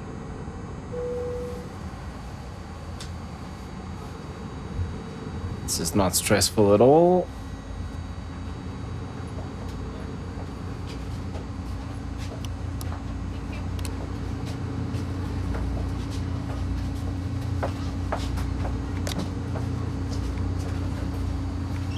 Why does that feel like it's shutting down? No, it's not. Oh, jeez.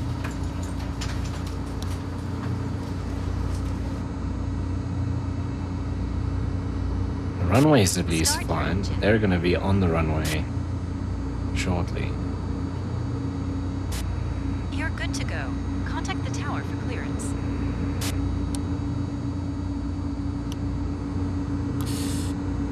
Okay, flaps for takeoff. I'm gonna start taxiing out. Here they come. Please don't tell me there's any on the runway. No, runway looks clear of all animals. Right, RPM for takeoff. This vehicle's quite close to the runway, which is worrying.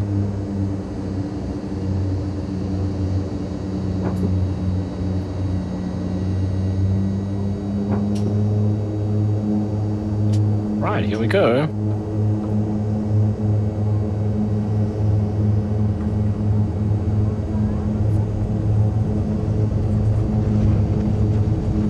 Where that other group went. These ones are kind of heading in the same direction. So maybe they just went to have some water and now they're heading out to wherever the other group already went. 80 coming up to 90. And we are airborne. And flaps up. Pilot, have a nice flight.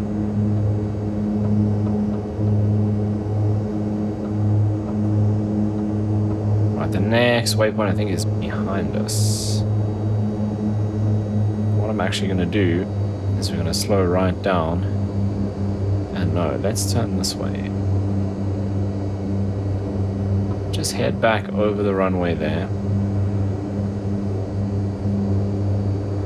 Just see where those elephants ended up.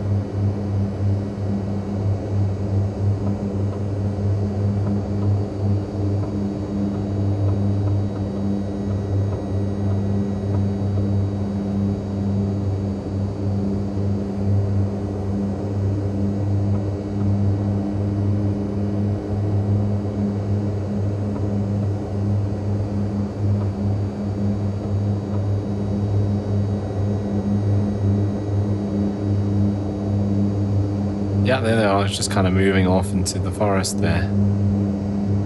So they're kind of just passing through the ramp area and heading out into the bush. There's some more coming along that side as well. Alright, well, welcome to flying in the Okavango.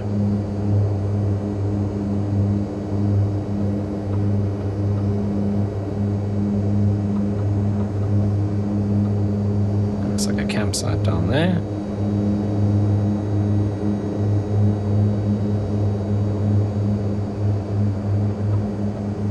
Okay, our next airport is right here, which is NF.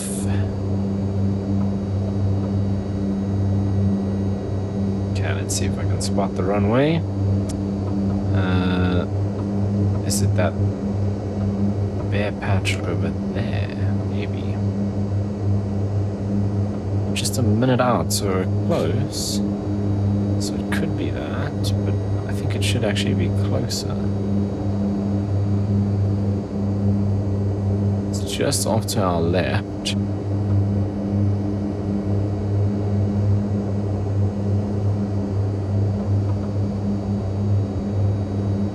And more elephants down there. Oh, there's even more elephants down there now. Which is accurate. Loads of elephants here in this part of Botswana.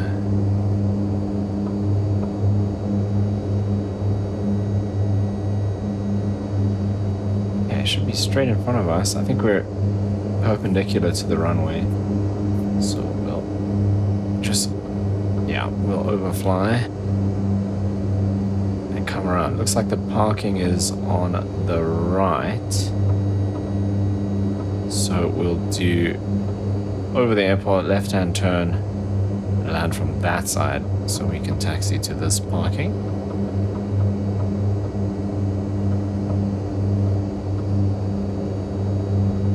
Yeah, let's look. I think that's exactly what we're gonna do.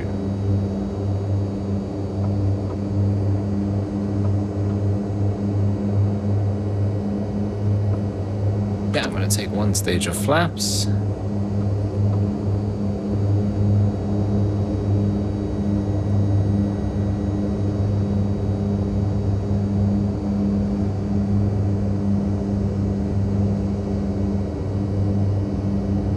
There's some giraffe down there.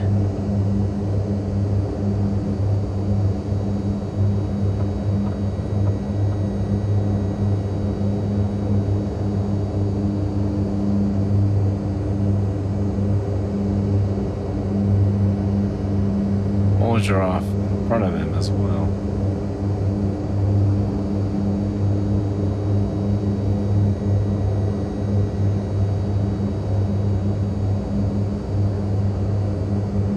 Hippos in the water.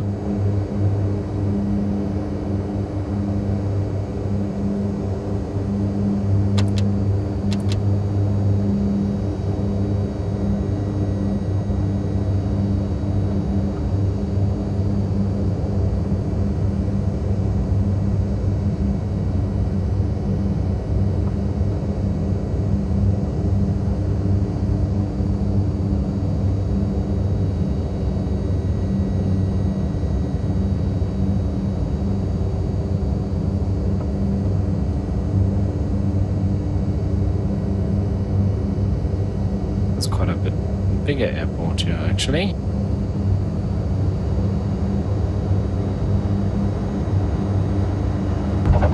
Transporter from dispatch. Nice landing. Go to the parking and put your parking brake on. I'll be in touch. Yeah, it seems my sim is not enjoying the Okavango scenery.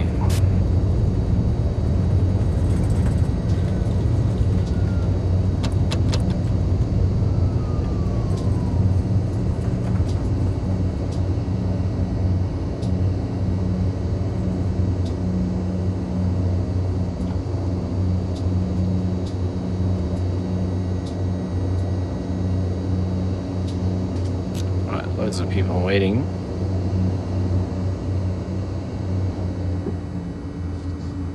Okay. So we've got a few people to drop off here.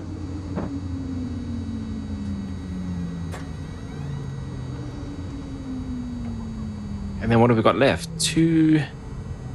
Okay, pilot. The guests are leaving the aircraft now. Yeah, and after this, we've got NF and then MF and then back to Maun.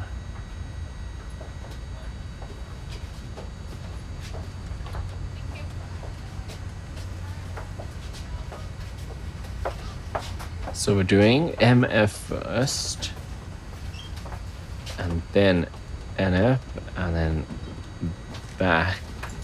So we'll need to check once these people are out. Just see if there are any people here that need to go back to Maun, which there should be. They're all waiting over there. Okay, so actually I was looking at the wrong place. We only have one more stop. This is NF. This is MF. We're now going to NF and then back to Maun. We've got 3 passengers to board here. Greetings from the tower. We have a number of passengers that need assistance to board.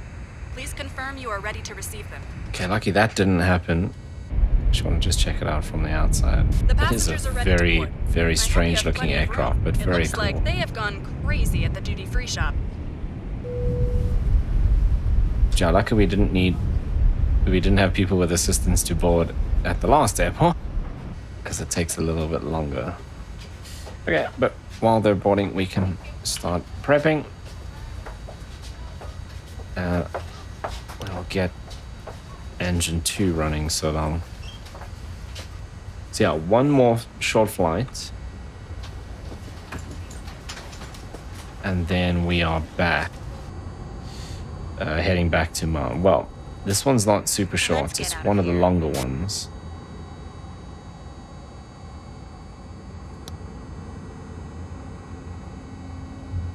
So it's probably... Our first leg was the longest, if I remember correctly. It was about just under 60 miles. This one, it's saying 40. So a little bit shorter than that.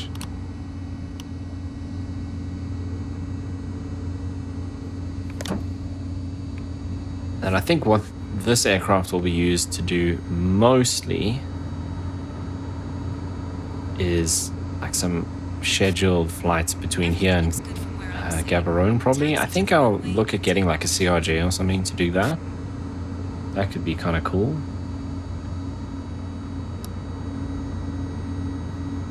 Or an ATR even. Air Botswana operates ATRs out of Gaborone. I'm pretty sure they come here to Maun as well.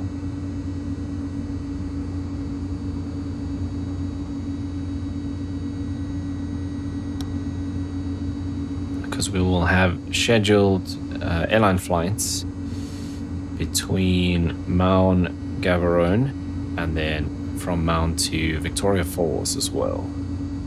And then I should probably set up one into South Africa, to like Lanseria.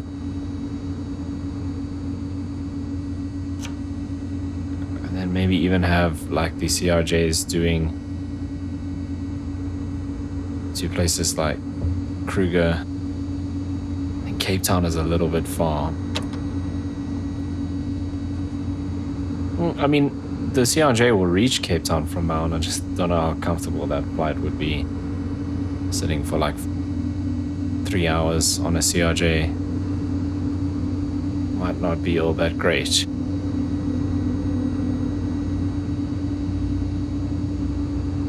I mean, I guess we could just kit our CRJ out with a bit of extra space.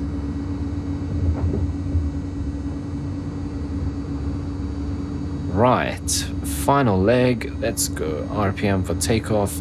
Flaps are set, lights are set. We still have a little bit of fuel left. Plenty to get us to where we need to go and then back to Maun.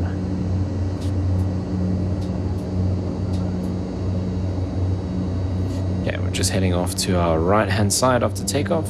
Sorry, left-hand side. Jeez, why am I getting all the left and rights confused today? Okay, here we go.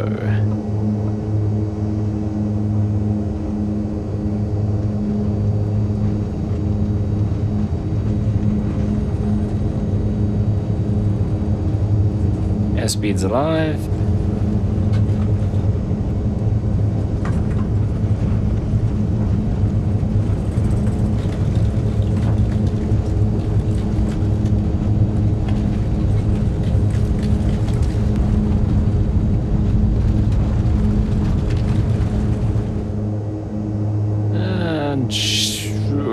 Just skimming the tops of the trees. Pilot from dispatch. Fly safe.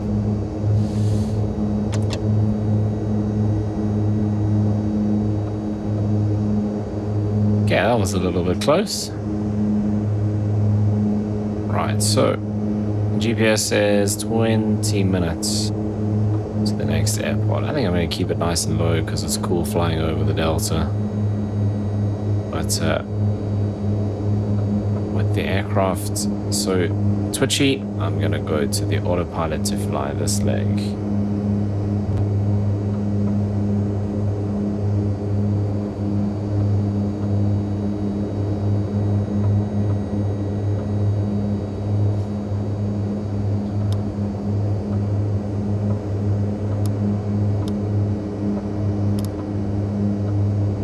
Yeah, let's see if that works.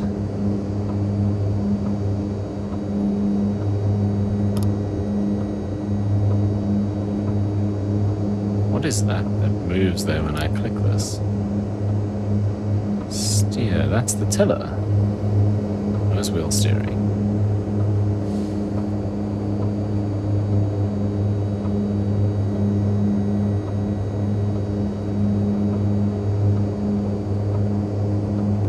Okay, let's bring the RPM down to 90% for cruise. And then just keep an eye on our speed and adjust our power. That was interesting. Okay, how do you know if this is on? That button is supposed to go down, like the altitude button. Okay, it's working now.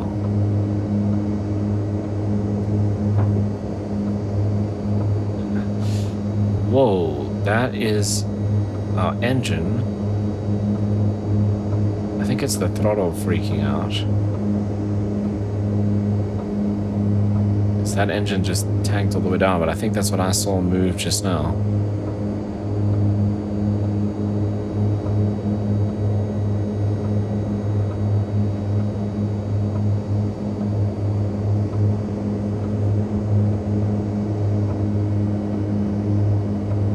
See, with this twitchiness, I can't get that in the middle. Okay, as I say that, it goes into the middle.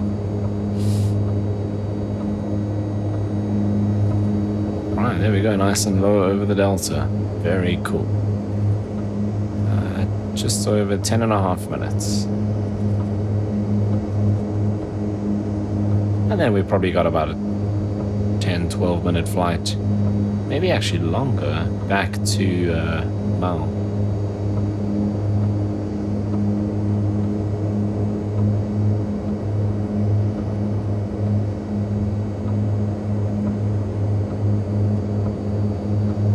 It's longer. We probably got about a 15-20 minute flight back to Mount.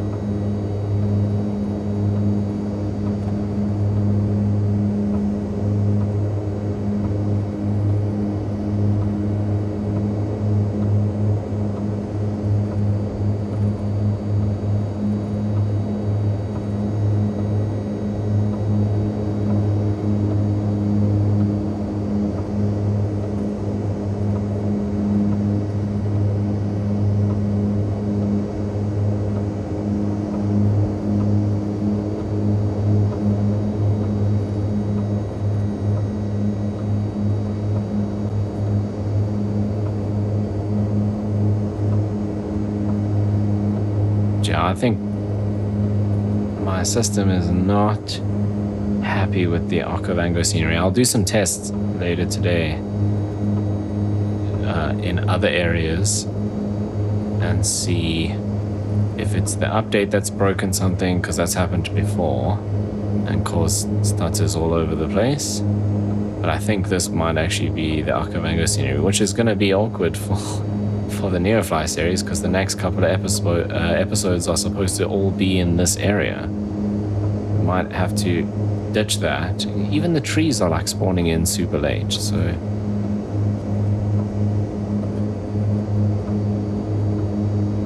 Yeah, it's not cool. It's still struggling.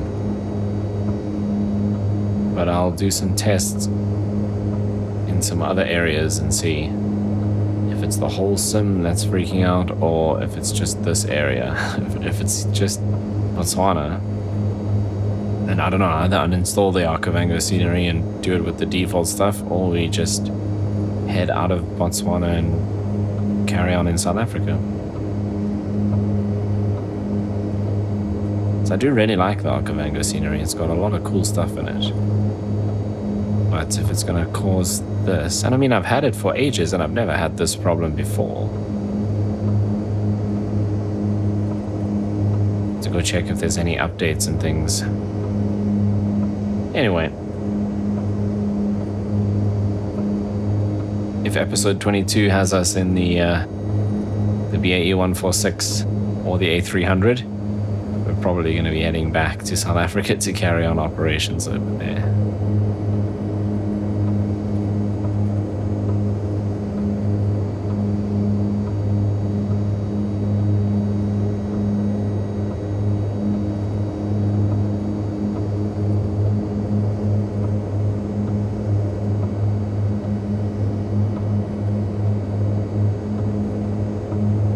Okay, speed's good. We've got a little bit of fuel left. RPMs, torques, all fine. Altitude's good.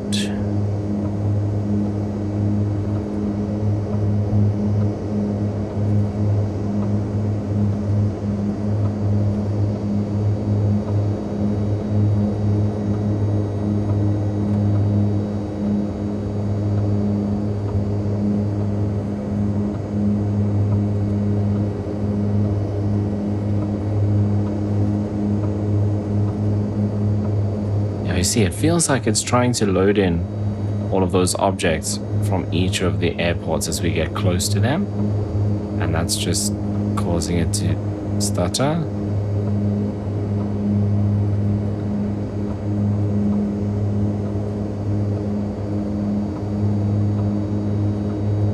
There's a whole bunch of airports all around us, but then earlier when we landed at those airports, they didn't even have all the objects, so I'm not sure. Now the scenery looks way more populated. The trees are all there, the ground textures look normal, so I don't know.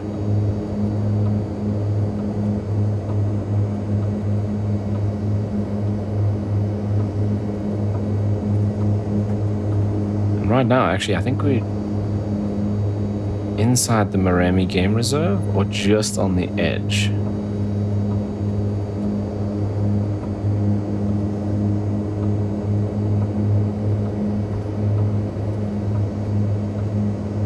I think possibly just on the edge of it. I'm not sure how far Maremi actually goes into the delta.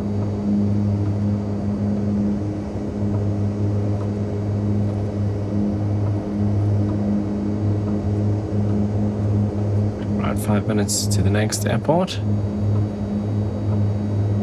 And to our last stop for the day, aside from the flight back home.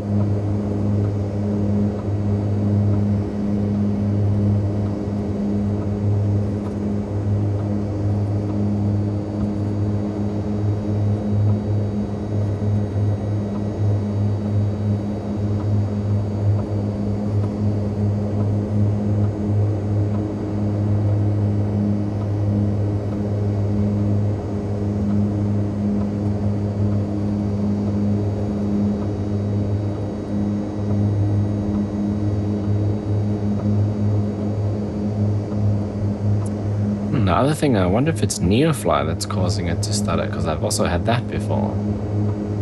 Obviously, to keep doing our jobs, I need to have it open, but I can test it after this with Neofly closed. See if that's causing issues.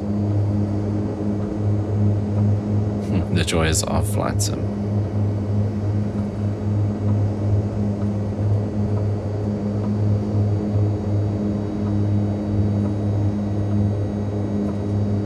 Right, 3.5 minutes.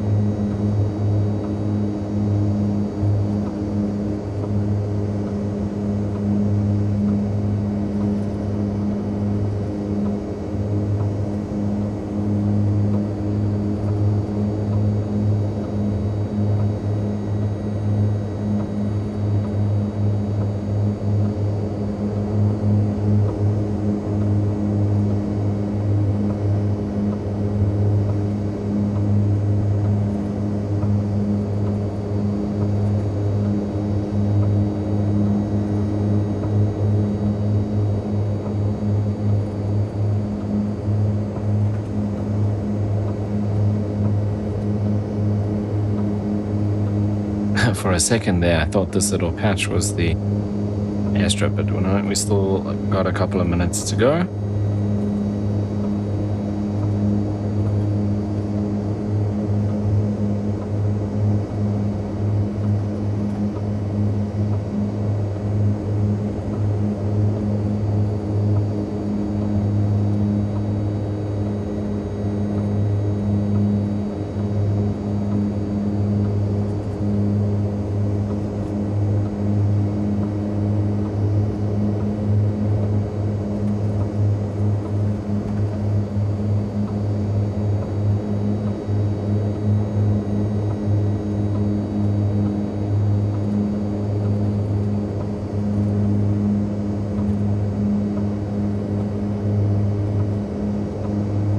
We're about a minute out. I'm going to disengage the autopilot. We can actually climb a little bit. Just see if I can see the airport.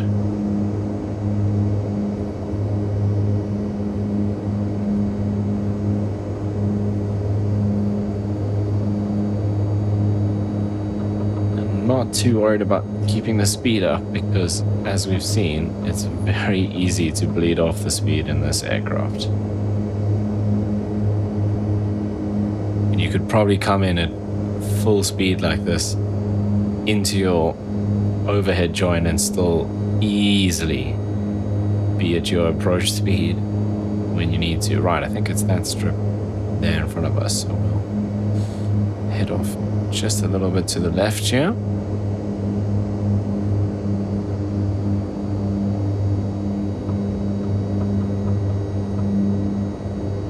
That's it there. Okay, as you can see, we've just gone from 170 knots down to 120 in less time than it took for me to say that.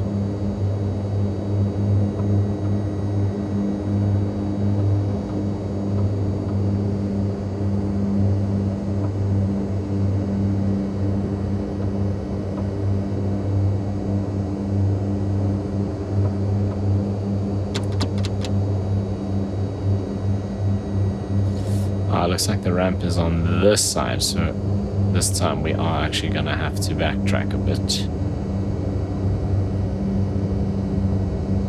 Is this airport part of the Okavango pack? I think it is. Well, we'll see. There's definitely stuff on the left-hand side there. But is it just like default buildings? I don't know what that is. I shouldn't be looking at that now. I should be landing. Oh, it's a helipad. That was a harder landing than we like to see, pilot. Not been the best day for landings. I had one decent one. Parking and shut down your engine.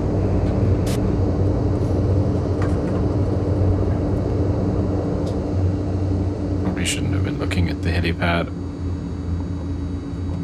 while we were in the flare.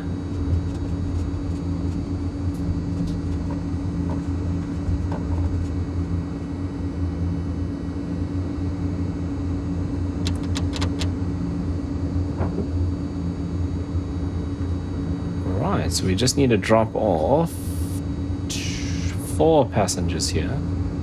And then we've got our collection of passengers from all over the place that we'll be taking back to Maun.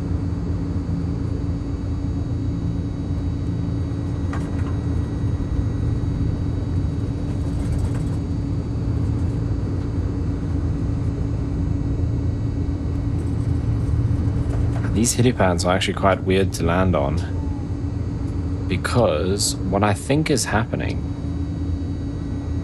is it doesn't see the helipad as like terrain. So like your ground effect and all of that doesn't apply on the helipad, or it was something like that. I can't remember because I haven't tried it for a while because it was such a strange experience trying to land on them with the helicopters, because it's like as you get over the helipad, your helicopter just shoots up. Transporter. Disembarkation in progress. Stand by.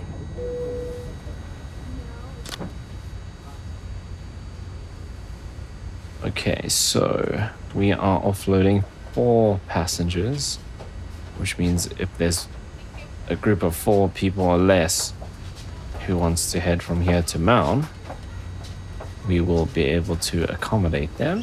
While we're waiting for these people to get off, we can start setting things up. Okay, we've got exactly 4 passengers, so they're boarding up now. Ready to board today. Let me know when you are ready for them. Transporter, boarding has started. Okay, 46 miles to Maun, so probably about 15 minutes-ish.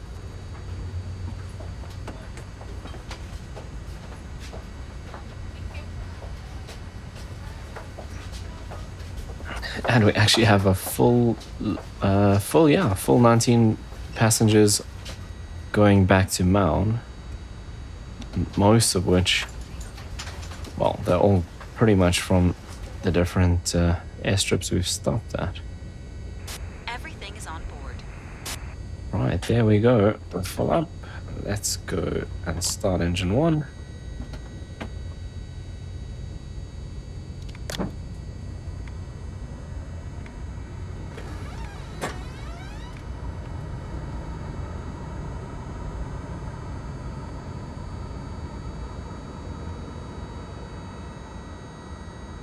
This comes up quite a lot, even before you put that fuel in. I wonder where it would stop. Well, about there it seems. If I put the fuel in now, is that going to stop it from going all the way into the red? No. Right.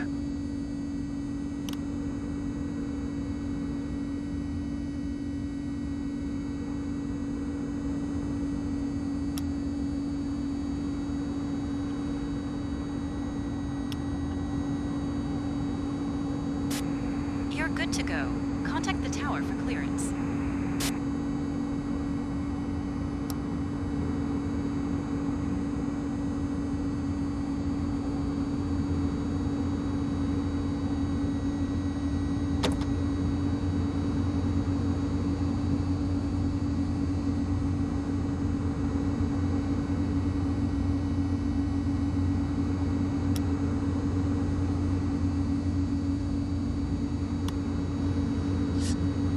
Okay, let's just bring the RPMs up.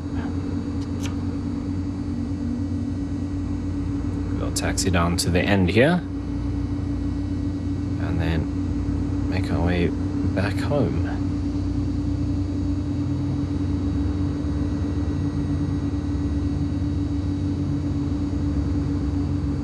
Yeah, there, so 40% on the RPM actually works perfectly.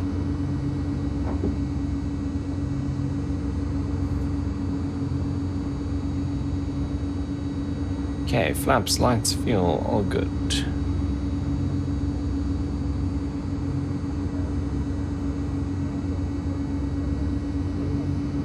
So that's cool. At 40%, if I throttle all the way to idle, it actually starts slowing down. So that means I can have control of how fast it goes without having to hold it on the brakes. But we need to go 100% for takeoff. Okay, flaps are set, lights are set, feels good.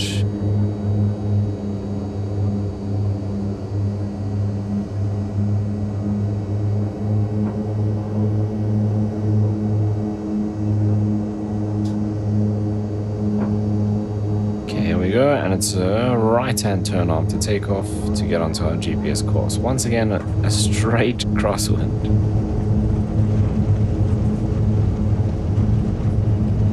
Airspeed's alive. 60. 80.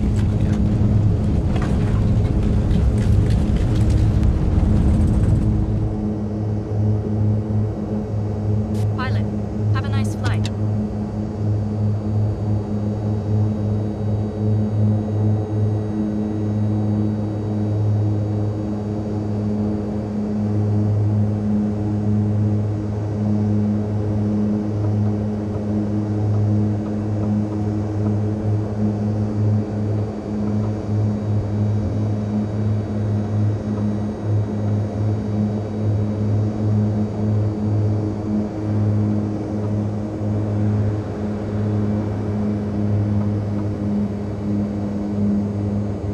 Okay, so now what I want to test as well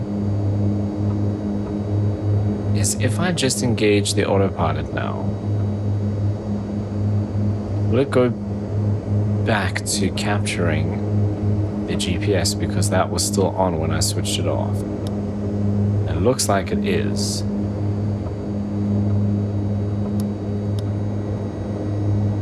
Yeah, okay, interesting. So that, I think that's why it was turning last time as soon as I turned the autopilot on, because it wanted to go straight back to that GPS setting. Okay, so I was right, just under 15 minutes left to go. We're pretty much at our top speed here. I mean, this is actually making a good chunk of money in Neofly, because we've got a bunch of different jobs, obviously, from the different places. And I mean, they're bringing in, so it's 25K, 31, 29, 28, 27, 25, and 25. So you're over 100K there for this 15-minute flight, which is pretty good. Or over 150K, actually. Maybe I should do some maths. I mean, I'm rounding off, so it's 25,540. We'll just say 2,500. Or sorry, 25,000.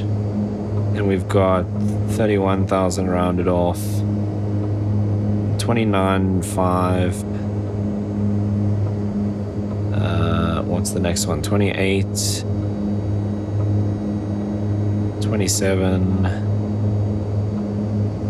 And 25,600. And 25,700. So it's 191K. It's 192K. Almost 200K for a 15-minute flight. So the Skyvan actually bringing in a bit of cash. Very cool. 11.5 minutes to go. Speed's good. Just enough fuel to get back.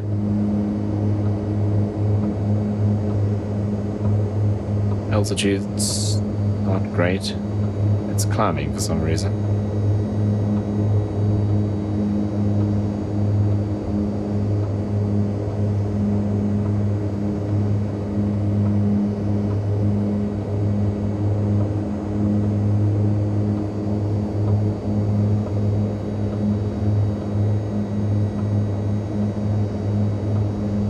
And then I have to go and test and see why the sim is struggling here in Botswana. I still suspect it's that Okavango scenery, but I shall see.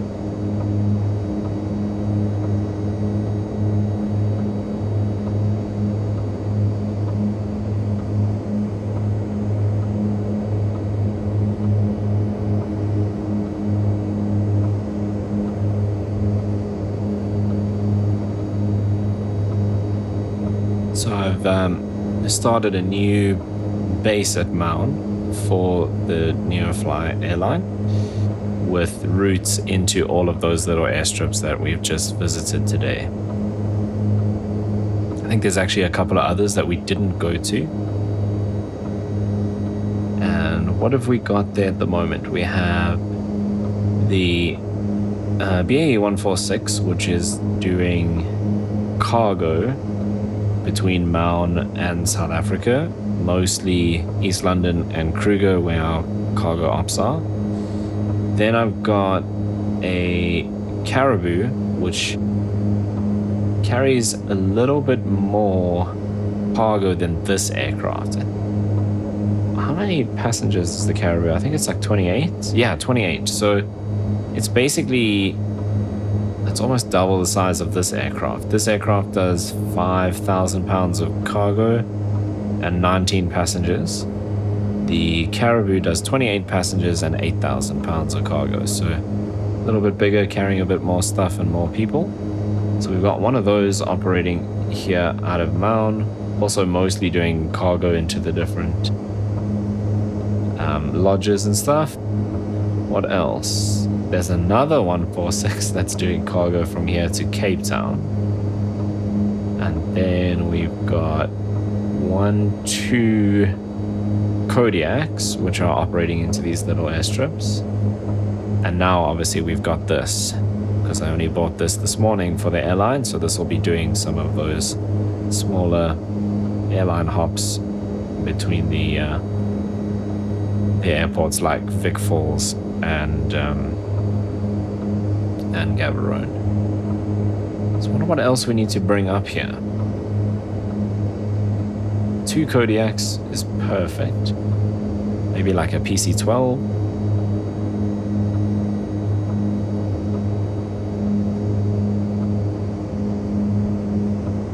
I guess at some point we'll do some helicopter operations as well. Although I'm not using those helipads because it's weird.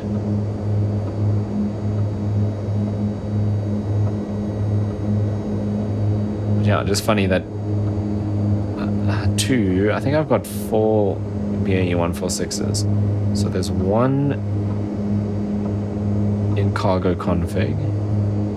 There's another one in passenger config, another one in cargo config, and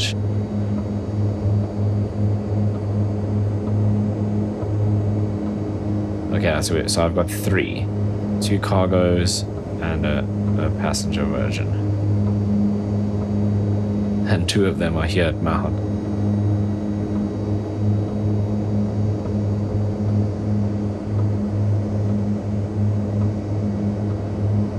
I did have the A300 doing some routes out of Mahon, but it's done now. It's flying between East London and Johannesburg.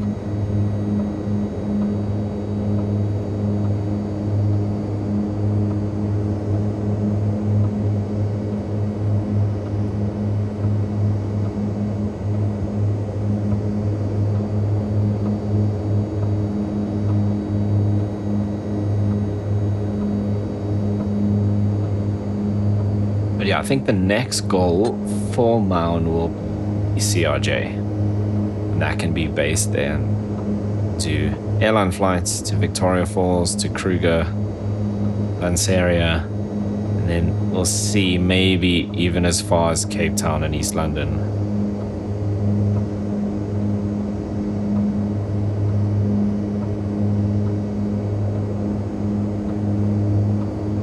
And eventually we go to like a 737 or an A320 to do the airline runs between Durban, Cape Town, Johannesburg, Victoria Falls and Maun. And we'll probably get something a bit bigger. Maybe like an A310 to do the passengers up to Kilimanjaro, because I haven't forgotten about that. We still have our operations in Kilimanjaro, which we'll visit again at some point.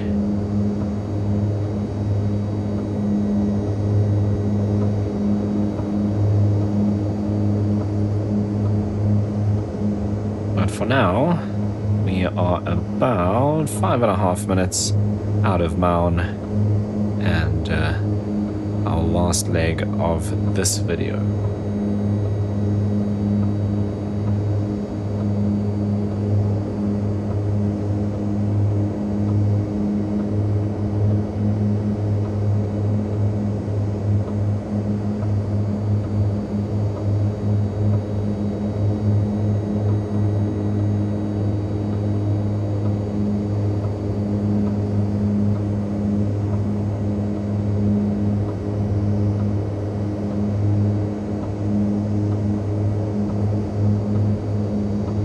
Interesting that our autopilot didn't really keep us at 3,500. Anyway.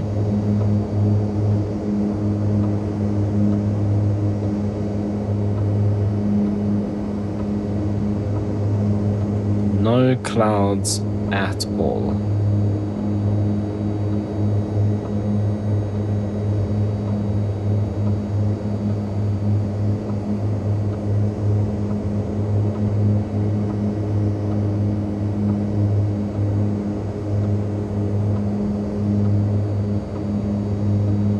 does the CRJ cost?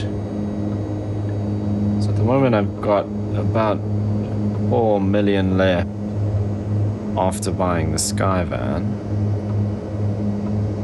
Obviously we've got the CRJ 700, 900 and 1000. The 1000 would be nice because I haven't flown the CRJ 1000 that much, because the 700 is the most popular here in South Africa.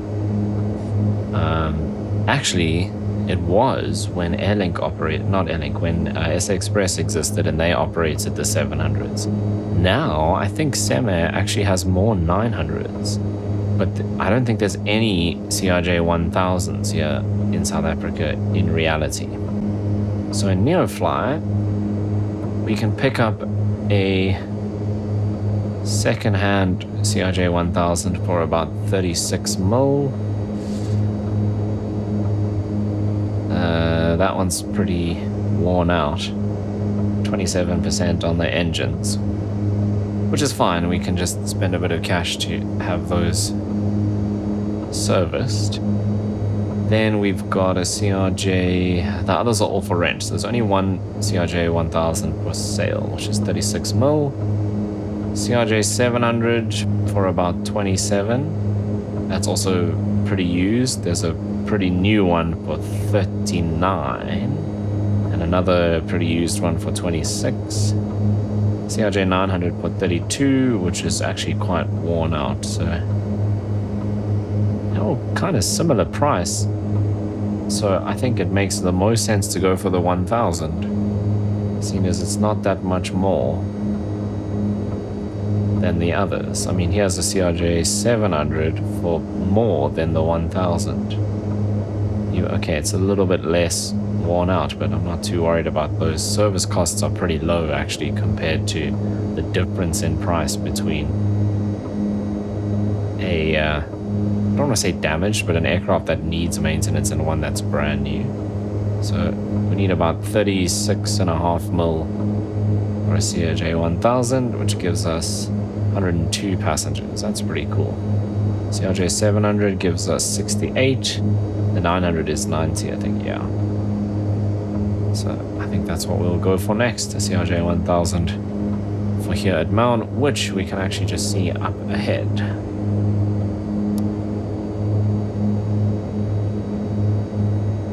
Not the CRJ 1000. We can see Mount Airport.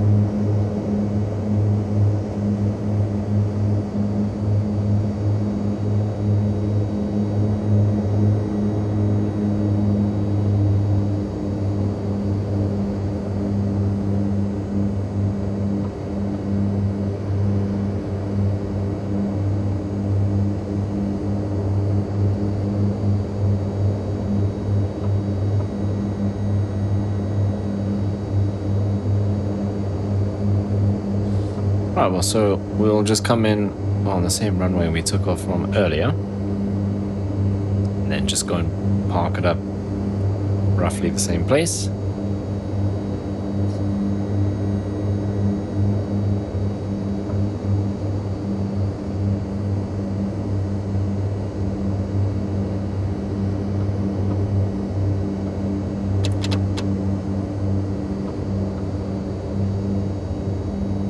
Little bit of an overshoot on that turn, but it's okay, nothing we can't fix.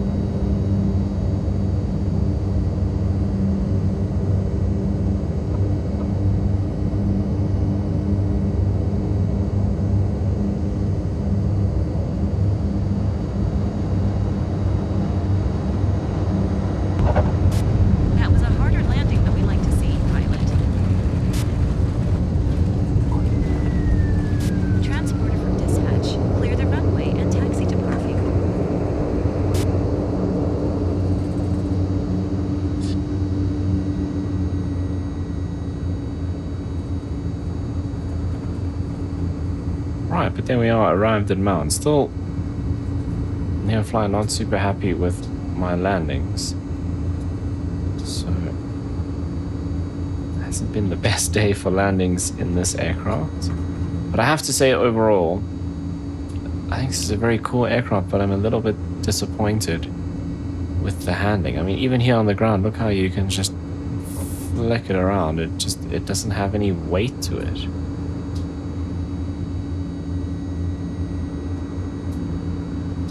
So, yeah, cool aircraft. I'm happy with the way it looks, and yes, not all the systems are modeled, but we understand that for the price and stuff like that, so that's fine. But the hand flying experience isn't very nice. The autopilot's fine, it's basic, it's supposed to be, that's not an issue. For me, it was just the handling characteristics that just felt a bit strange. Let's get the flaps up. We'll turn off the... Oh, my landing light button didn't work. So we'll turn those off now.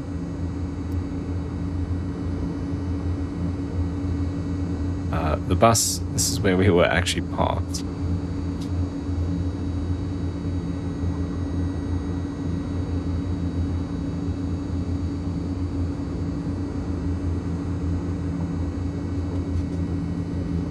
So I guess we'll just go in here.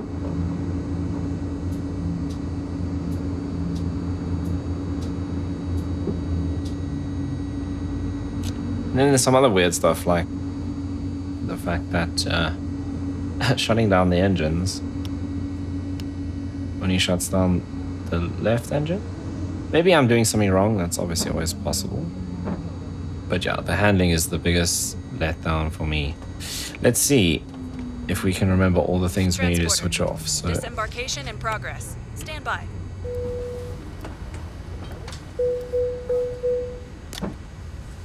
that can stay.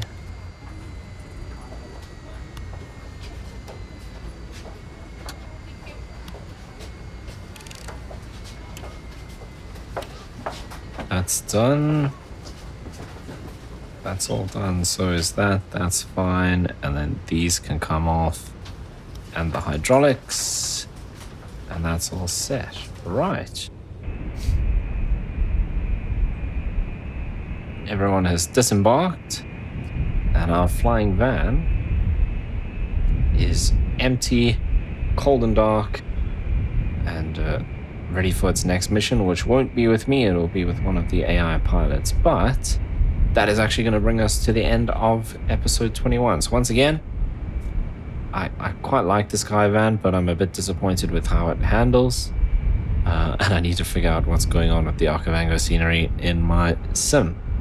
Otherwise, I think that was a good day for the airline because we made a bunch of money flying short routes. And the Skyvan is definitely going to be put to work for the airline from now on. But anyway, that is going to bring us to the end of this video. If you did enjoy it, you know what to do down below, and I'll see you in the next one.